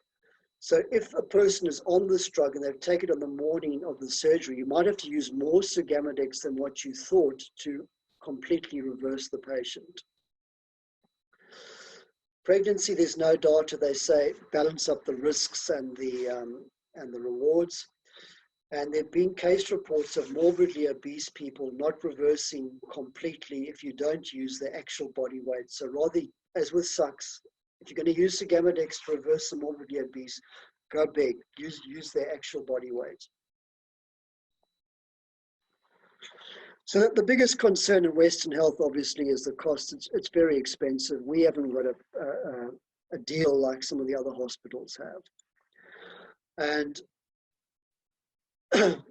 I put this other part of the slide in, but it's actually for the part 2s. But just to mention, if you have had to administer sugammadex and you still need to do a surgical procedure on the patient, you need to reparalyze it. Say you had your CMAC failed. You had to wake them up, you couldn't ventilate them, had to reverse the rock with sugammadex, but you still need to paralyze them and put them to sleep. It depends how much sugammadex was used versus how much rock you're going to use. The bigger the dose of rock you've used, the quicker you can re-give rock and it will be effective. Obviously, the more sugammadex you use, the longer you're going to have to wait until the sugammadex is out the system. Otherwise, it will just bind the rock in the plasma and you'll have no effective muscle relaxation produced. This is just like a part 2 question. Obviously, you could choose another muscle relaxant like succinylcholine, which sugammadex has no effect on. Now, there are some newer agents. So the acetylcholine are making a comeback. They're trying to produce 2 new drugs which haven't got onto clinical usage yet, which basically can be degraded by injecting a 3rd drug. So this is a drug called cysteine. So when you give this drug, you inject the degrading agent, and it degrades the drug into two inactive metabolites. So it seems to have advantage of a sugammadex, because with sugammadex, as I said, with that renal failure situation where you've got active drug trapped in this donut molecule, if that unbinding occurs, you can potentially be in a lethal situation. And another company is trying to produce another binding agent, calabdion, which apparently will be able to encapsulate both groups of non-depolarizers. Right, most important part of this talk is monitoring neuromuscular function. If you don't monitor, you don't know. And what is the purpose of it? Let's start at the bottom of the slide. It gives you very important information about the timing of intubation. The best time to intubate someone is when they're fully paralyzed. The degree of relaxation that you need to provide, which might be appropriate for the surgical procedure. So some procedures require the patient to be significantly paralyzed for a large proportion of the procedure. If you're not monitoring, you don't know. Then when it comes time to reverse the patient, which drug to use? Is it safe to use acetylcholinesterase inhibitors, and what dose should be used, and or if not, what dose of sugammadex is appropriate? And then, as we'll soon see, is it safe to extubate the patient? Because I will go through the problems that are associated with that. And if we do all that, we'll prevent residual neuromuscular weakness, or PORC. I don't want any of you to belong to the porkers club, which means you take patients to the recovery room when they're not fully reversed. And the main muscles that get affected are the pharyngeal muscles, the upper esophageal sphincter, and the muscles that maintain and protect the airway, the genioglossus, and the muscles that are involved with swallowing. Obviously, there'll be decreased ventilatory response to hypoxia, as that study I showed you a little while ago showed. Even when you get full reversal, that reflex response to hypoxia is still not 100% even after full reversal after giving a non-depolarizing muscle relaxant. Now, you cannot in 2020 use clinical methods to determine whether someone is fully reversed. That's back in the last century. People used to say, oh, you can put a tongue depressor in his teeth for 5 seconds. He can hold his head up for 5 seconds. He can grip my hand for 5 seconds. That is not true anymore. We need to monitor, and we need quantitative monitoring. How do we monitor? We have to stimulate a nerve and check the response. So you need a peripheral motor nerve, and you'll be able to measure the evoked response. So the nerve should be motor, superficial, and the muscle contraction it used to be visible, not needed anymore, but accessible to evoked monitoring. The current must be able to be applied by the skin. You must produce an appropriate stimulus. It's no good understimulating the muscle and thinking the patient's more paralyzed than they're not. So maximal stimulus means that all the motor nerve fibers must be stimulated to produce a maximal contraction.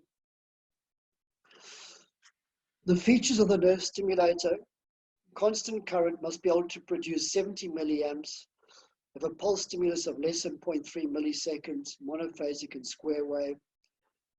They should show the polarity, which is the negative and the positive electrode. They should indicate that they're firing, that the electrical stimulus is going through. They should have different frequencies, 1 every 10 seconds or 1 per second. And they must be able to deliver a variety of stimulation patterns because of the problems we have with differentiating between blocks. There must be repeat modes of stimulation, and they, in 2020, in yellow, they must be interfaced with anesthesia workstations and EMR, so we don't have to guess what we've seen. The machine is telling us what the measurement is. They should indicate when they are delivering a stimulus, and they should alarm when the circuit has been broken or the electrodes come off, so we know that we need to correct it. What are the patterns of stimulation? We need 4 basic patterns: single twitch, train of 4, double burst, and tetanic stimulation. The single twitch, this is what I use for timing of intubation. the reason is you can do a single twitch every second. So once you start the neuromuscular twitch module, it will increase the current by small amounts, 5 milliamps, 10 milliamps, 20 milliamps, until a maximal muscle stimulus occurs. This is obviously done post-induction because it can become painful as the current increases. When the module finds, okay, 40 milliamps is the current I need to get a maximal motor response, it then adds 25% onto that current, so it'll change that to a 50 milliamp current for the duration of the case, because it never wants to give a non-maximal stimulus, so it gives a supramaximal stimulus. When do you intubate? Especially when you're learning, when you're doing your first 100 intubations, the easiest time to intubate is when the patient is fully paralyzed. You go too early and you battle. That's because it's hard when they're not fully paralyzed. Put the nerve stimulator on. It's actually mandatory in Western health now. If you use a muscle relaxant, you put the nerve stimulator on. Wait for the twitch to disappear, then you go. Obviously, as time goes by, the neuromuscular blocker starts getting broken down, the twitches start reappearing. They increase in height until the controlled twitch height is reached. So the problem that we had at the end of the last century is that you had to be able to record the intensity of the pre-blockade twitch height if you only had a single twitch, because you need to measure what is the percentage that the twitch height is decreased by. And that was a major problem. It's not such a major problem now, because with EMR and the machines that we have now, we can measure that. But when I started training, we had to rely on the train of 4. And the big advantage was it could assess the degree of the neuromuscular block without having to record what the controlled twitch height was. So that was its biggest advantage. The other thing is it can differentiate between the different types of neuromuscular blockade, because you get different patterns with a depolarizing block versus a non-depolarizing block. So the method, it's a supramaximal stimulus over 2 seconds. So every half a second you get a stimulus. Remember, you can't repeat this. You have to wait 10 seconds before you repeat it, otherwise it's not reliable. So if you use a train of 4 as a timing of intubation, especially in the emergency situation, you can be 10 or 12 seconds out, because it can only go every 10 or 12 seconds. So just looking at this picture, if you're just monitoring single twitch, as we used to back in the days in the 50s and 60s, we give the non-depolarizer. Remember, the twitch height doesn't disappear until 75% of the receptors are occupied, then it will suddenly drop off to nothing. And as time goes by, the drug starts getting metabolized, so the twitches start coming back, increasing in size as time goes by. And if it's a non-depolarizing blocker, you'll hasten the recovery of the height of the twitches. It will come back much quicker than if you just allowed it to spontaneously recover. With succinylcholine, a depolarizing block, the same thing, except that neostigmine is actually not effective. And if anything, it would actually delay the return of the twitches to its baseline twitch height, because it inhibits the enzyme which breaks it down. With the train of 4, the big thing is if we give a non-depolarizer blocker, initially there'll be 4 twitches until 75% of the receptors are occupied, then the twitches will start decreasing in size. Always the first one is bigger than the second, then the third, then the fourth. Then eventually the fourth one will disappear, then the third one, and the second one, then there'll be no twitches. And then as time goes by, twitches will come back spontaneously, 1 twitch, then 2 twitches. And when you get 3 twitches, you can safely administer neostigmine. That will hasten the return of the 4 strong twitches. With succinylcholine, it's a depolarizing block. Neostigmine has no role in giving it. If you do the 4 twitches, they're always at the same height. They decrease at the same height together. The first twitch, the second twitch, the third twitch and the fourth twitch are all the same height, get smaller and smaller until they disappear. When they come back all 4 twitches very small, then they get bigger and bigger and bigger until they reach baseline twitch height, which means that the plasmacolinesterase has metabolized all of the succinylcholine. So even if you give sucks, you should put a nerve stimulator on, because once you see 4 small twitches coming back in a reasonable time period in the first 5 to 6 minutes, you know that you've got a normal functioning cholinesterase enzyme or normal cholinesterase activity. And if you've got a long case, you can now safely give a non-depolarizer and you won't run yourself into problem. Colin, can I just ask with that picture and with the giving of neo, if you give neo before there's 3 twitches in a non-depolarizing apart from the mervicurium, is that dangerous, or is it just not going to be enough and you'll end up having to give? It's not dangerous if you don't wake the patient up and extubate them. So if you're prepared to wait, people have given it 1 twitch, but you still have to wait 35 minutes until you hit target, which is a T4, T1 ratio of 90%. And if you give it and the surgeon's still working, you're going to create conditions which are not acceptable for the surgeon, and you're not going to be able to extubate the patient. Yeah, so there's no problem like there is with no problem as long as you protect the airway and you adequately ventilate the patient and keep them asleep so they're not aware. There's not a problem. Yeah. Okay, thanks.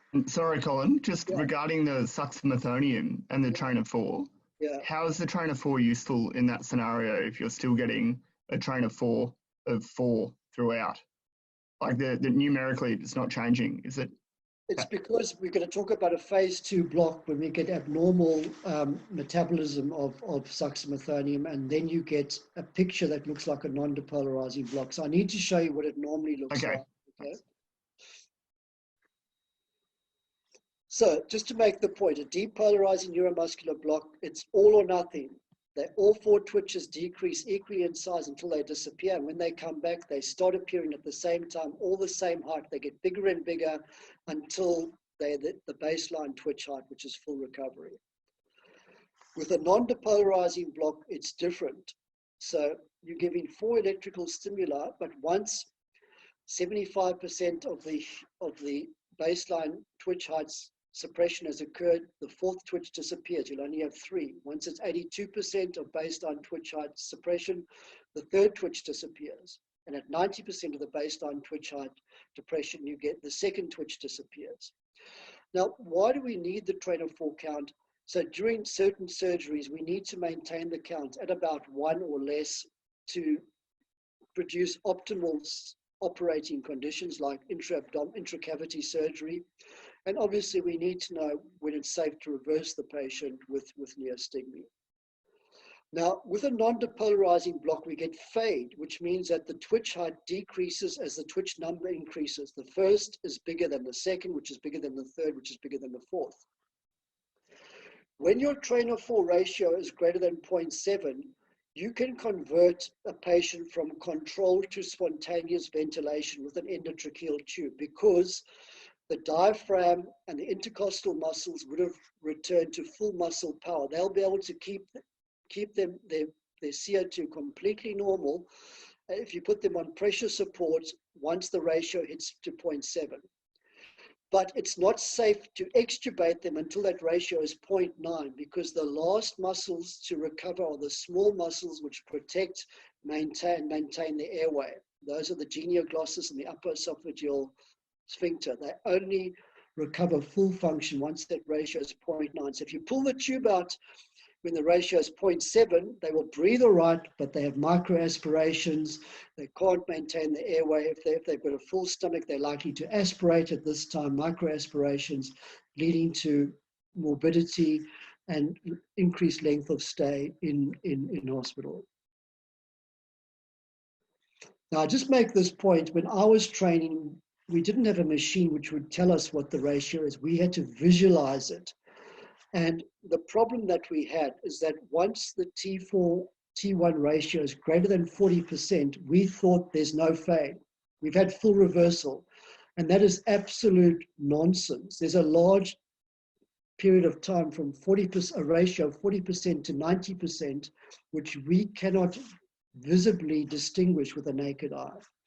So that is why they developed the double burst stimulation. Okay, so this is 2 brief bursts of tetanic stimulation, 750 milliseconds apart. Although you can't see it, each burst is at 3 impulses lasting 0.2 of a millisecond and or 20 milliseconds apart, but to us it just looks like one stimulus. What is a tetanic stimulation? If a muscle is stimulated at increasing frequencies, a critical frequency is reached when successive muscle contractions fuse together and cannot be distinguished.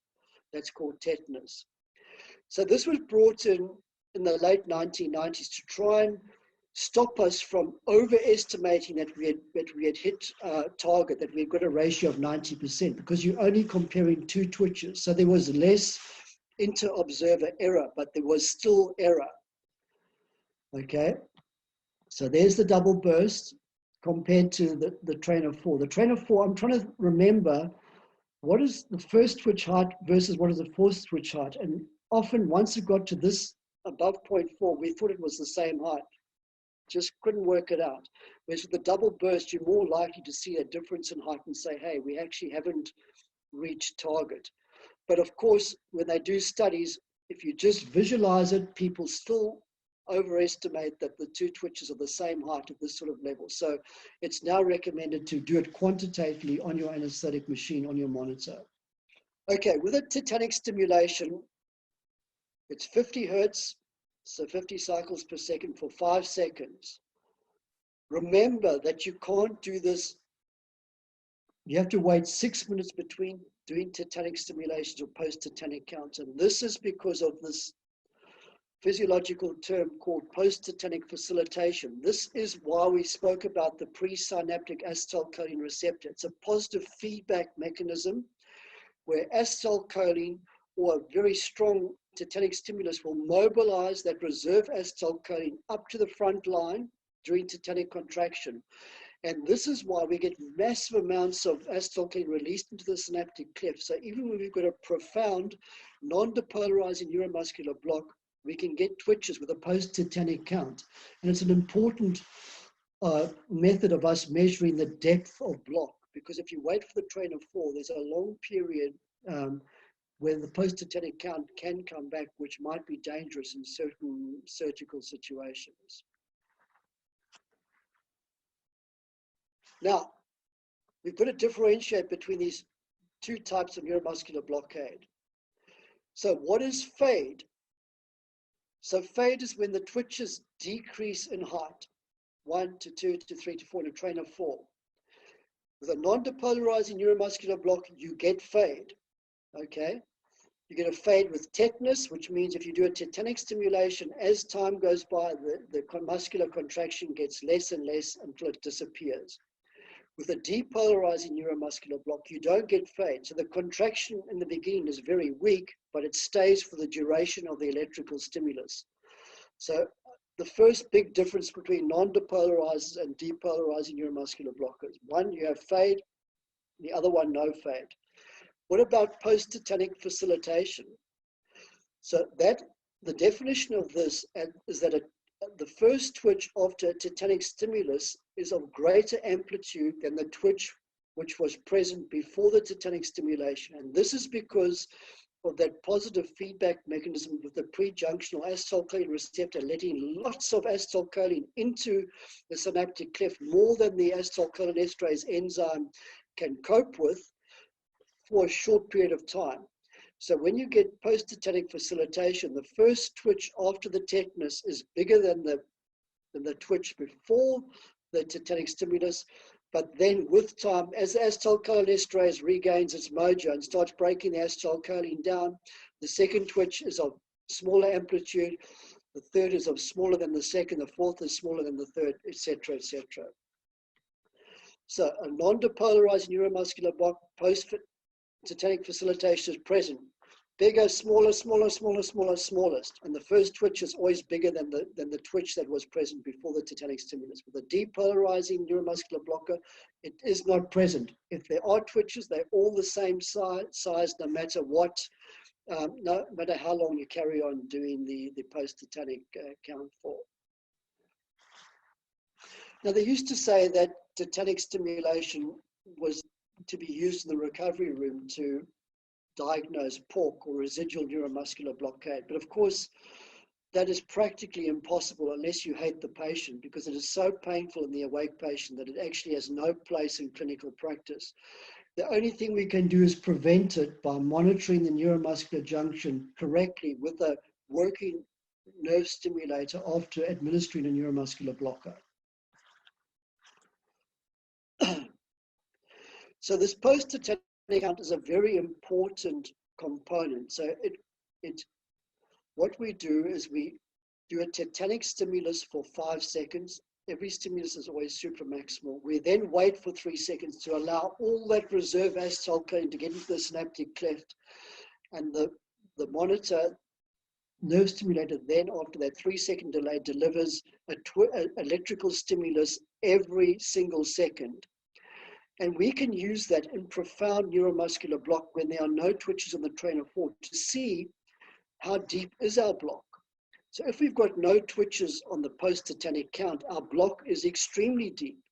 Whereas if we've got a post-tetanic count which is close to double figures to 10, then we're almost at the time when the first twitch on the train of thought is about to return. So this is called the inverse 1 to 10 rule, and this is applicable to all our intermediate duration non-depolarizing drugs, which is what we mainly use: VEC, ROC, atricurium, or cisatricurium. So if you've got one twitch on the post-tetanic count, you've got about 10 minutes to wait before the first twitch comes back on the train of thought. If you've got a count of 10 or more, you almost in the next minute or two, you're going to get return of the first twitch on the train of thought.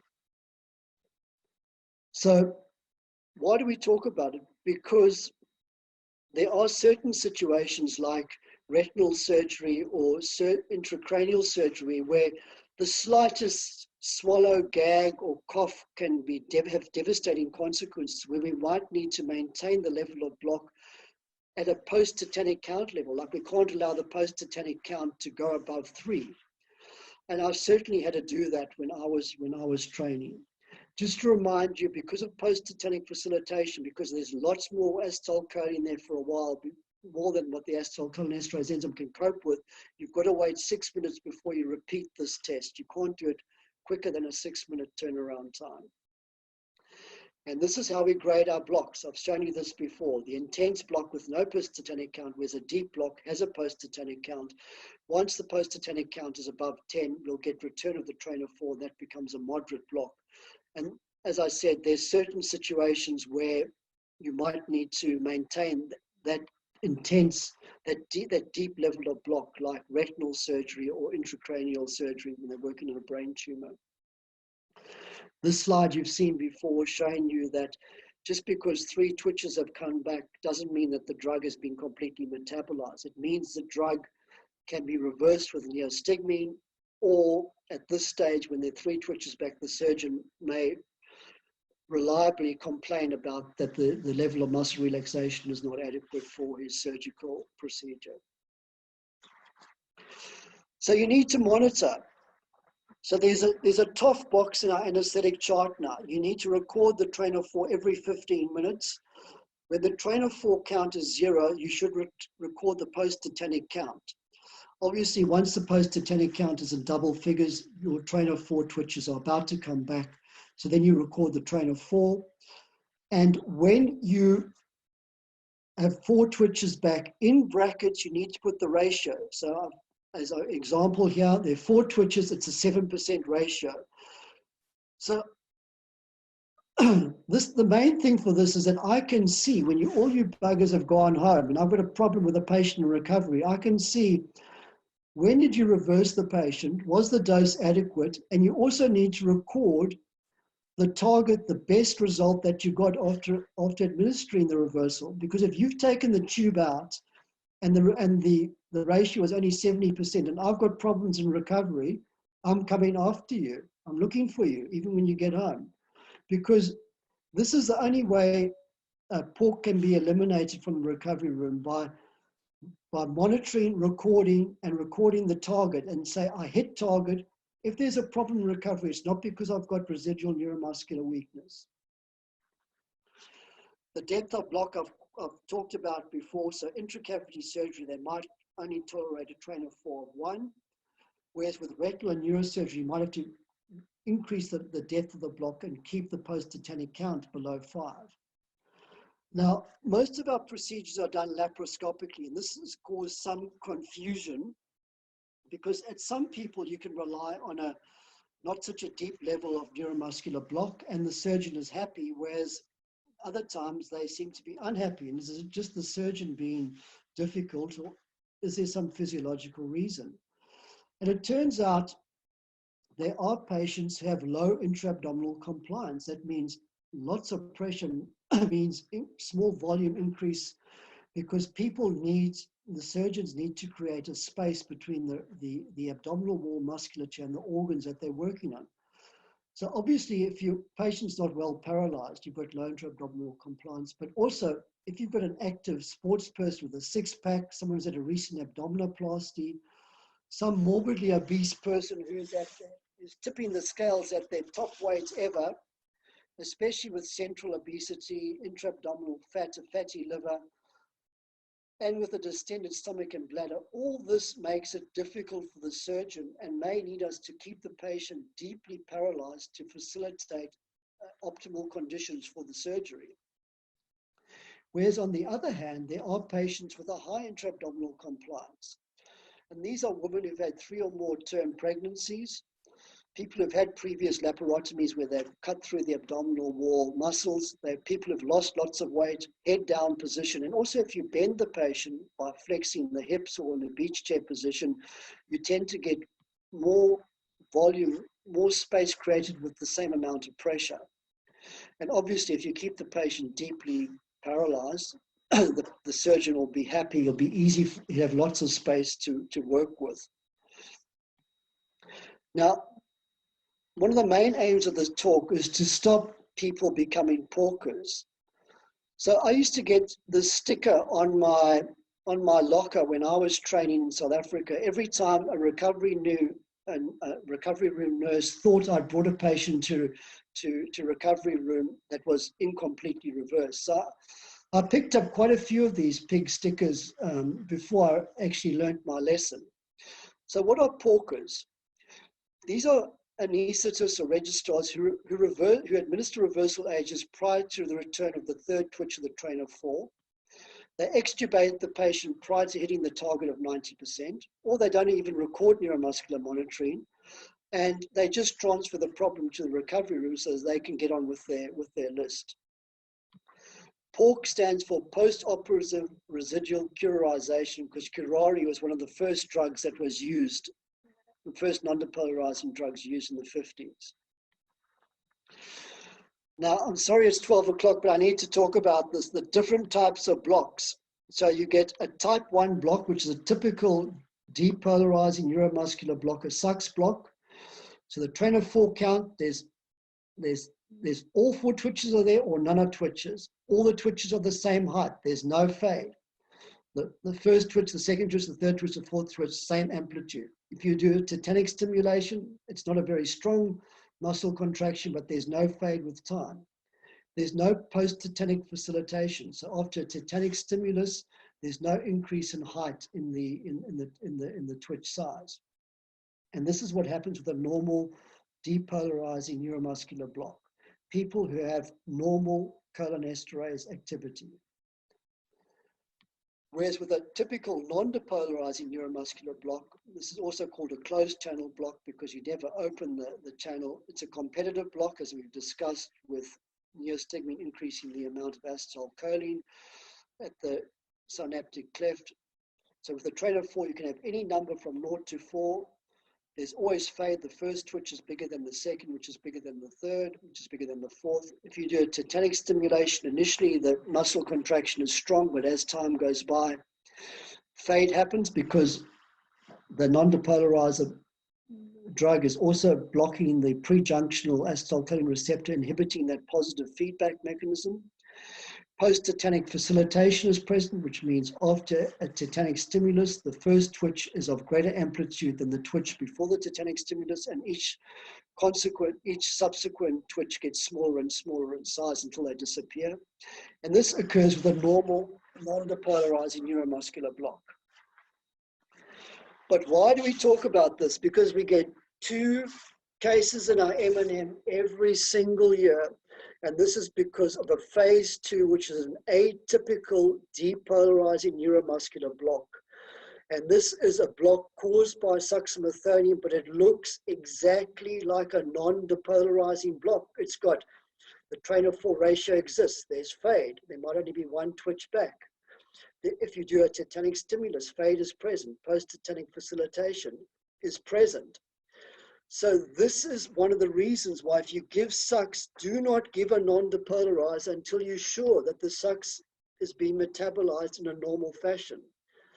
So this always occurs with an abnormal depolarizing block. Let's explain it physiologically. So this is what we think happens. Succinylcholine cannot maintain the post-junctional membrane in the depolarized state for more than 20 minutes. Eventually, the sodium-potassium pump does work. It can't inhibit it forever. After about 20 minutes, the sodium-potassium pump is able to pump the sodium out of the cell, the potassium into the cell, and repolarize the motor end plate to the resting state. But the SUX is still present because you either haven't got a working plasmacholinesterase enzyme or you haven't got enough of the usual cholinesterase enzyme. So you've still got a drug sitting in front of the post-junctional acetylcholine receptor. So it's now starting to work as a non-depolarizing drug. So registrars may ask, well, if the receptor repolarizes back to the resting state, why doesn't the SUX just bind to it again and open the channel and cause muscle contraction? And the reason that we think is because the receptor has been so overstimulated for the 20 minutes that it's totally desensitized and it will not respond to the succinylcholine. So it's now behaving as a non-depolarizing muscle relaxant, a competitive antagonist. The causes, if you give, as I said before, more than 5 milligrams per kilo of SUX, because it's a finite amount of plasmacholinesterase. If you can't metabolize your SUX efficiently, like the patients have the congenital gene deletion on chromosome 3, so they've got an ineffective functioning enzyme with a low cholinesterase activity, you can acquire this with end-stage liver disease because although you're producing a normal enzyme, you can't produce nearly enough of it. There might be other drugs present which are inhibiting the plasmacholinesterase. We know for myasthenia, for dementia, for glaucoma, there are drugs that are used which inhibit the enzyme. There might be other drugs competing with SUX for metabolism by plasmacholinesterase. As I said, metoclopramide, the ester local anesthetics, oral contraceptive pill. Or you might be in the presence of poisoning with an organophosphate or biological warfare. If you use SUX in any of these 5 situations, you're going to get an abnormal phase 2 block. SUX is causing it, but it looks like a non-depolarizing block. And that is why after a dose of SUX, we put the patient on a train of 4 because this is the only way we'll identify it. What is desensitization? It's when the agonist is bound to the receptor for so long that the receptor no longer responds to its normal agonist. And this is also a reason why if you give it an intubating dose of SUX, you can reduce your dose of the non-depolarizing neuromuscular blocker by about 1/3 because the receptor is not going to respond to acetylcholine in its normal fashion. And it's the way that the volatile anesthetic agents potentiate neuromuscular block by desensitizing the receptor to its normal agonist. So what types of nerve stimulators do we have? The two I want to speak about are mechanomyography and electromyography.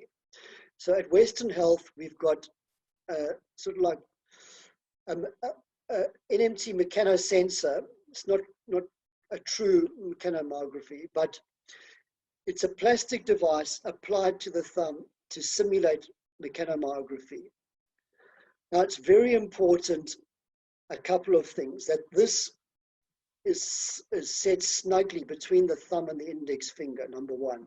Number two, there's no tension on this lead, because if there's tension, it doesn't measure the twitch contraction correctly. The electrodes, one must be on the ulnar nerve, and the negative electrode in our situation is brown. Brown is down. The white electrode, which is a positive electrode, should be at least 5 centimeters away from the other electrode, so you don't get direct muscle stimulation. Now, I was showing this at another conference overseas. If you have to tuck the hands in, often this mechanosensor doesn't work very well. So what the people in Belgium do, they blow up a glove like this, and put it in the hand before the hand's tucked by its sides, and you get much more reliable results from your nerve stimulator.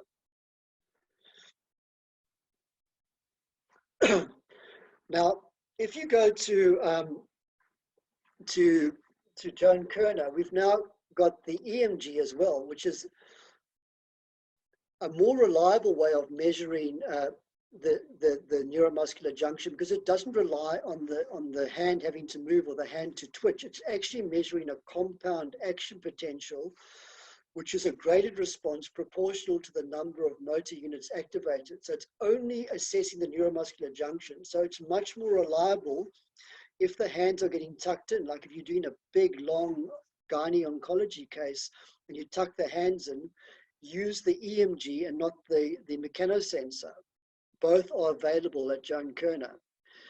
And it uses 5 different electrodes. So I've put a picture up of how to use it. You still have the brown and the white electrode, but you've then got black, green, and red, which go in different portions of the hand. And as I say, it's measuring the compound action potential, not the movement of the hand. It doesn't mean the hand won't move, but you don't need the hand to move to record the reading. And so I'll put this in your talk, so if you have to refer to it when you're working at Joan Kerner, use this and see how it works.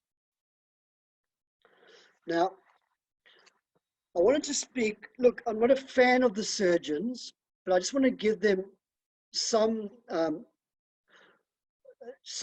leeway when, we often get a difficult surgery. You think, my God, I've got no twitches on the train of 4, and this bugger's complaining that there's not adequate relaxation inside the abdominal cavity. So what I'm showing you with this slide is that we have different muscle groups, okay?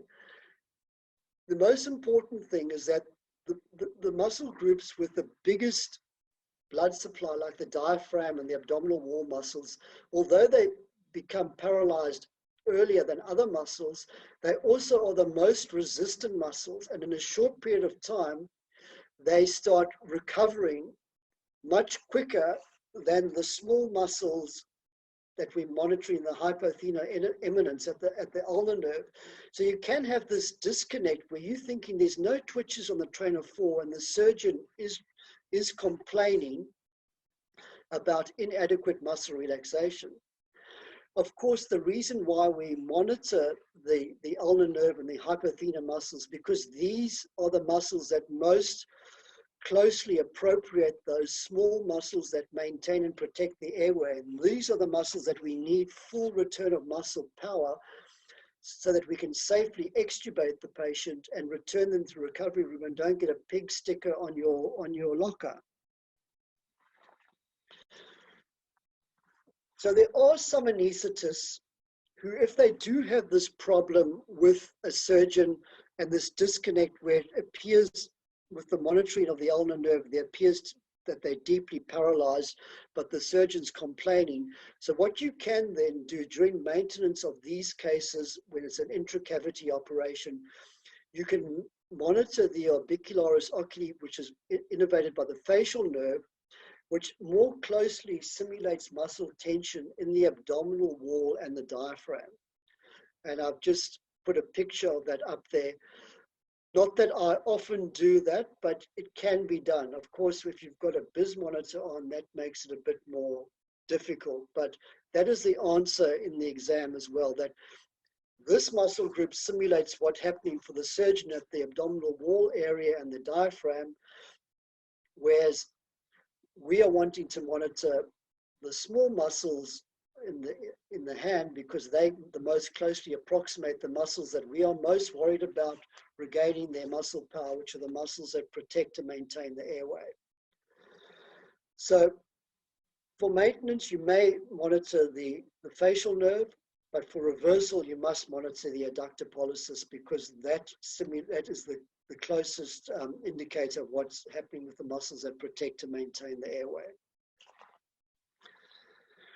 So, of course, what's difficult for us is that the first muscles to recover are the diaphragm, the abdominal wall muscles, but the last muscles to recover are the ones that maintain and protect the airway. And that's one of the reasons why they developed sugammadex, so you wouldn't have this problem of not being able to keep the patient fully paralyzed and still be able to reverse any form, any depth of muscle relaxation.